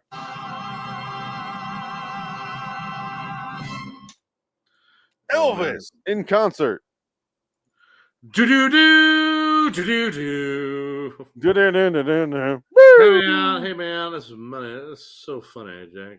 Did you have any other Twilight Zone references or trivia to share before you go? That was it. Before you shit yourself. That was everything earlier this episode, Jack. Okay, so I won't loiter here. I won't hang too long because I know you got to go. You got a soft out, if you will. I won't take it out, man. But we'll say, I will never watch the new Elvis movie. No. I will never watch the Baz Luhrmann Elvis. I don't give a shit. I don't care about Elvis. I don't not care about Elvis, though. I like Freddie Mercury. I will never watch the Bryan Singer movie about him. Oh, it sucks. It's terrible. I do like Elton John. I will never watch his biopic. Don't give a shit. I don't care. The Elton John one's fine. I do like Johnny Cash. That's why I watch his movie. I like Johnny Cash. I like Mangold. I like everything about that movie, and I watched the movie and I loved it. I just sent you a link. I saw that for the Don and Mike show about the Elvis is Dead show. So listen to that, and you'll get an idea of Elvis and all this stuff. PaintYourBaldSpot.com. Can I ask how you found that site? Well, it's part of the show. They always play a tape where some guy calls Larry King, and he goes, "I see that you have more hair here. Did you?" He goes, "What are you talking about?" He goes, "Do you don't have a bald spot anymore?" He goes, "I don't wear a wig, sir." "Do you paint your bald spot?" And he goes, "What? No, my hair grows. You paint your bald spot?" He goes, "You're sick." That's where it comes from. Is it Larry King phone? Explain what I'm looking at here. I don't know what you're looking at. I clicked on that site and it's like a bunch of numbers and let me see. Liquid cocaine 51. I don't know. Let me see. What does it look like? Can you screen share it? Elvis is colon. Oh, those are all the track numbers or what of the stories. It's this. Well, no, he made a super cut of all the stories. Elvis has sex at a Star Trek convention. Yeah. There's a lot of stories. These are all from published materials from all the books about Elvis, all the information that came out in the last 50 years of Elvis. I love the fact that the original story was Elvis died in the toilet of a banana and bacon sandwich. Like that was a story for fucking ever. And then they found out, no, he ate that so much he had an impacted colon, and that's like the story they're actually like firm with. Everyone's like, yeah, that was probably his colon supposedly weighed 40 pounds and was compacted and chalky because he was taking opioids. Yeah, and therefore he couldn't shit and was just eating that. They have listen to that show. They'll tell you what drugs he had in the system at the time of his death. He had over 1,000 pills in a year. Yeah. And they said when they rolled him over on the autopsy table, it sounded like gravel was in his stomach because all the undigested pill shells that he had in his system. And it's amazing that they did a whole 3-hour show about him and never once mentioned the pills. Because it was just a cleanup job. It was just, okay, we're going to honor Elvis, man, and the music. And this is why I say, at least, I'm not a big fan of Oliver Stone's The Doors, but at least most of that is about his drug use. That's famously how he died in France in the bathtub. Yep. He told Meg Ryan in that movie, like, I don't feel that great. And he's like, that's the point of it. And this is like when he didn't die. They don't even go like 2 years later or 7 years later, Elvis died. They don't do any of that. No. Nothing. No. It was such a fucking like shine over job that it's a whitewash. Yeah, it's a whitewash, and it makes me go like, why bother? Right. Well, at the time, Elvis was still very popular, and people thought he was still alive because That was the other conspiracy at the time, that Elvis faked his death, so they thought Elvis was still alive. All the stories were lies about him, and people believed this shit back in the day because, why not? Yeah. Hey, man, I'm still alive. And then there's a great bit, though. 2000, you have to go to the main page, 2002 episode, where they do E to E, and they're calling the phone sex line, and they're talking to whores online as Elvis. It's hilarious. Oh my God, call me E, call me Elvis, you dumb bitch. What I'd rather funny. do is play my episode of Things Over in Hell on Elvis impersonators. Oh, there you go, do that. Yeah, let me pull that up and then we'll end on that. Yeah. Sorry, let me find it. Okay, so I gave this a 6 overall. It's not I'd say great. 6. Yeah, I'd agree. It's good. Like, It's a I 6. really had no Yeah. complaints as a Yeah. film. It was Yeah. really long, and I felt like they should discuss more the ending because it's severely glossed over. Yeah. I thought the whole thing was going to be like the last few years of his life. Yeah, not the I'm like, interesting. we're starting in Vegas here. in That's the movie I 69. want to see. I want to see the purple bloated Elvis's last week. And that's what I was like. That's what I was waiting for. Yeah. But I feel like they didn't want to put a bunch of fat suits on him. So Right, they're like, it's backstory, and he's 14 years old, therefore Right. it's Yeah. Kurt Russell, and they don't explain it. Yeah.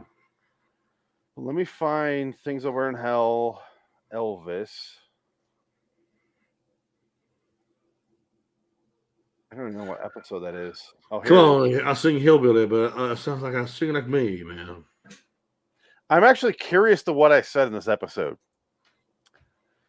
I'll end on this, and we'll say next episode of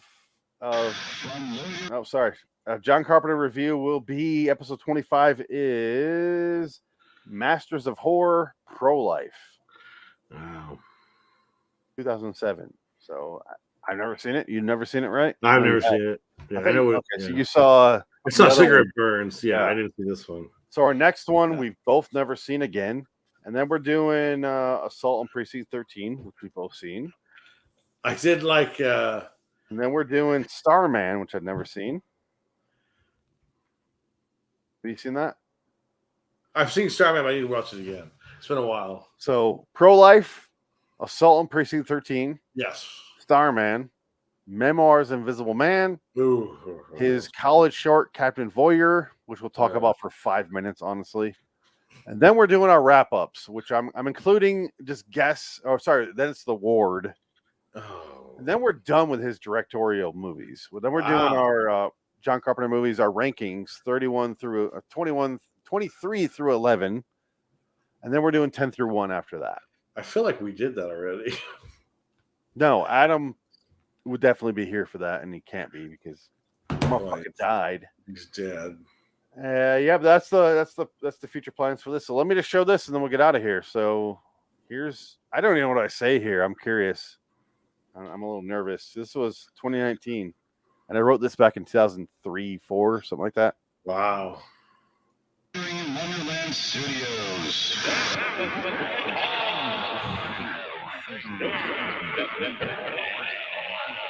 I'm nervous.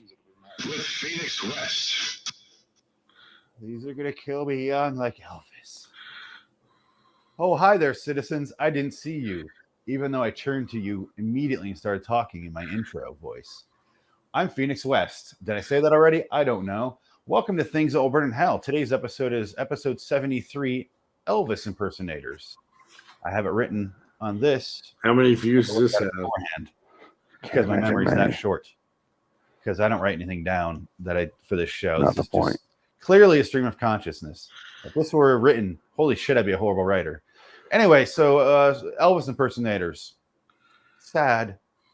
Things That Will Burn in Hell, number 73, Elvis Impersonators. Sick of coming home to the horrible reality that you're just a normal, non-famous fat guy with stupid sideburns who can't get laid? Solution.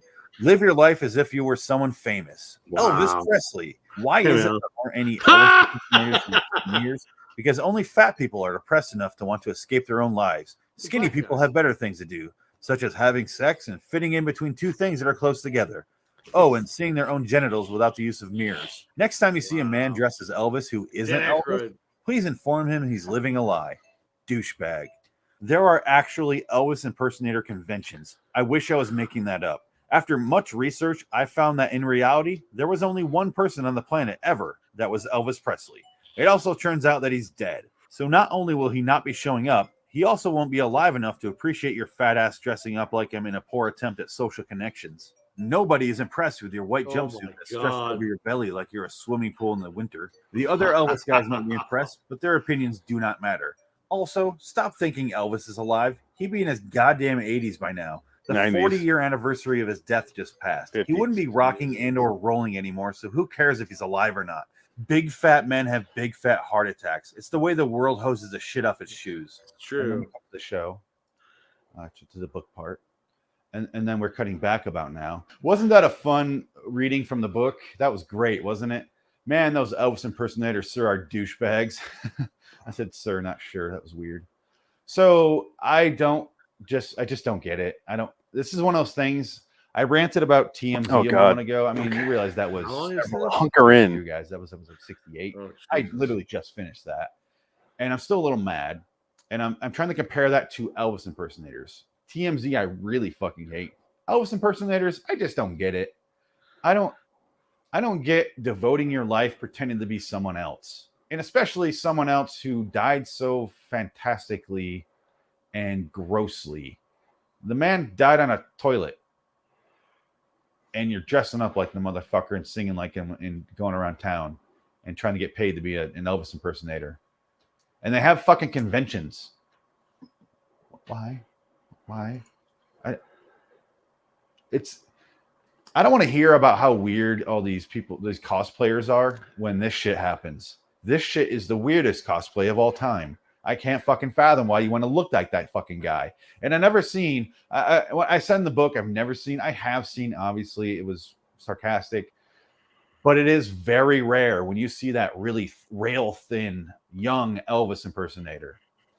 Almost never happens. It's like 4% because they have actual lives that they aren't trying to avoid by being fat Elvis.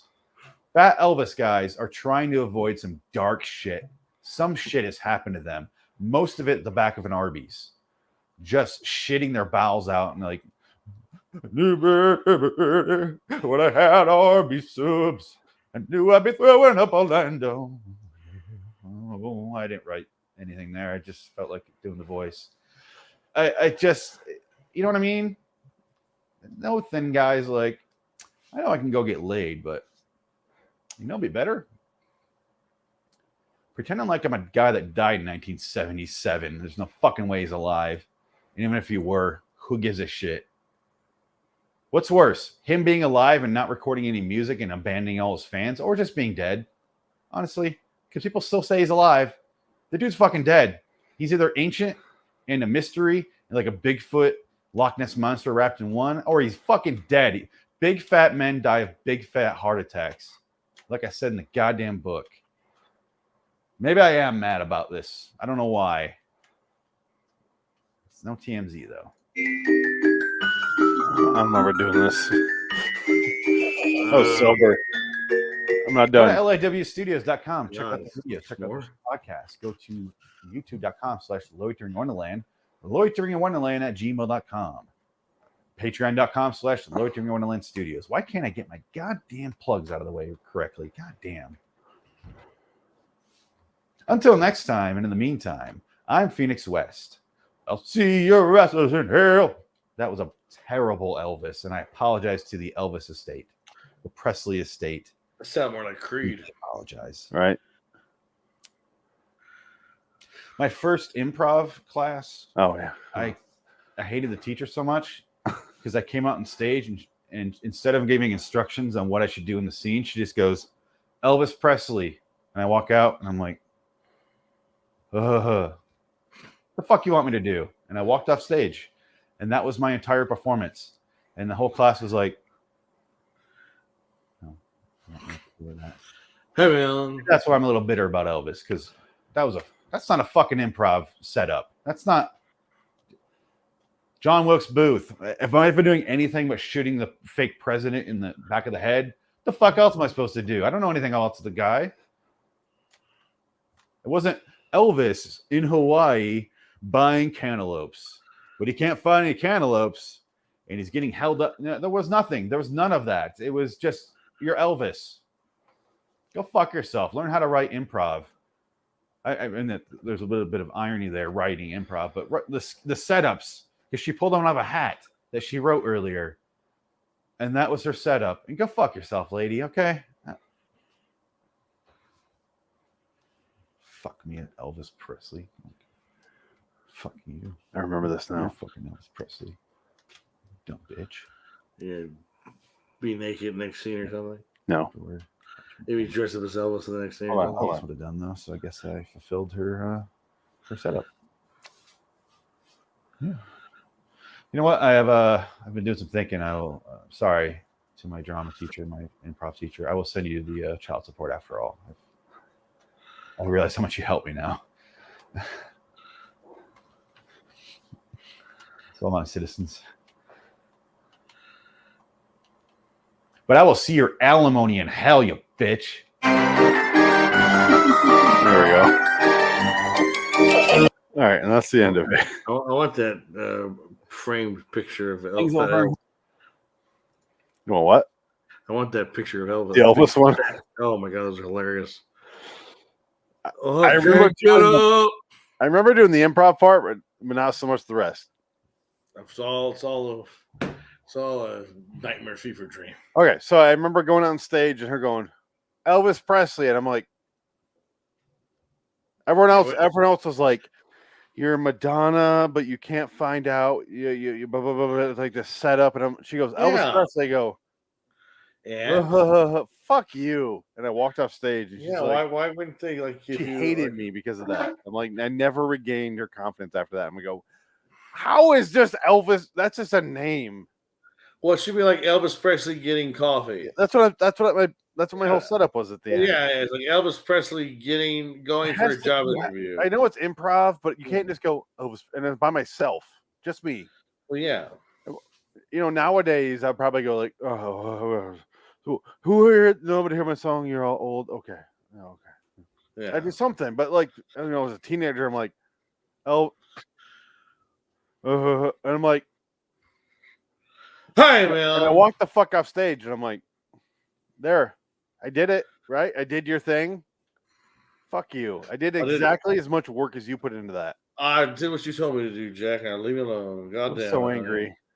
I'm gonna walk off in my Swami outfit, and I'm gonna cure the disease. You have COVID, Jack? Till next time. In the meantime, I'm Phoenix West. Oh, dig it. So long, citizens.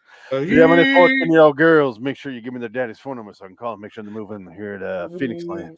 We can't go on together without suspicious minds. I'm Elvis Wesley. Dig it again. So long, 14-year-olds. Give her a shot of Ritalin, she'll pop right out of it, Doc. How you doing? He's like Eric. What's his name in Pulp Fiction? Eric Stoltz. Eric Stoltz. That's what. Shut up, bitch! You fucking nose rings, you bitch. Give him the shot. Come on, bitch. Oh. God damn it, honey. Probably shut this podcast off right. Bye. We're all done now. Goodbye. Thank you. Goodbye.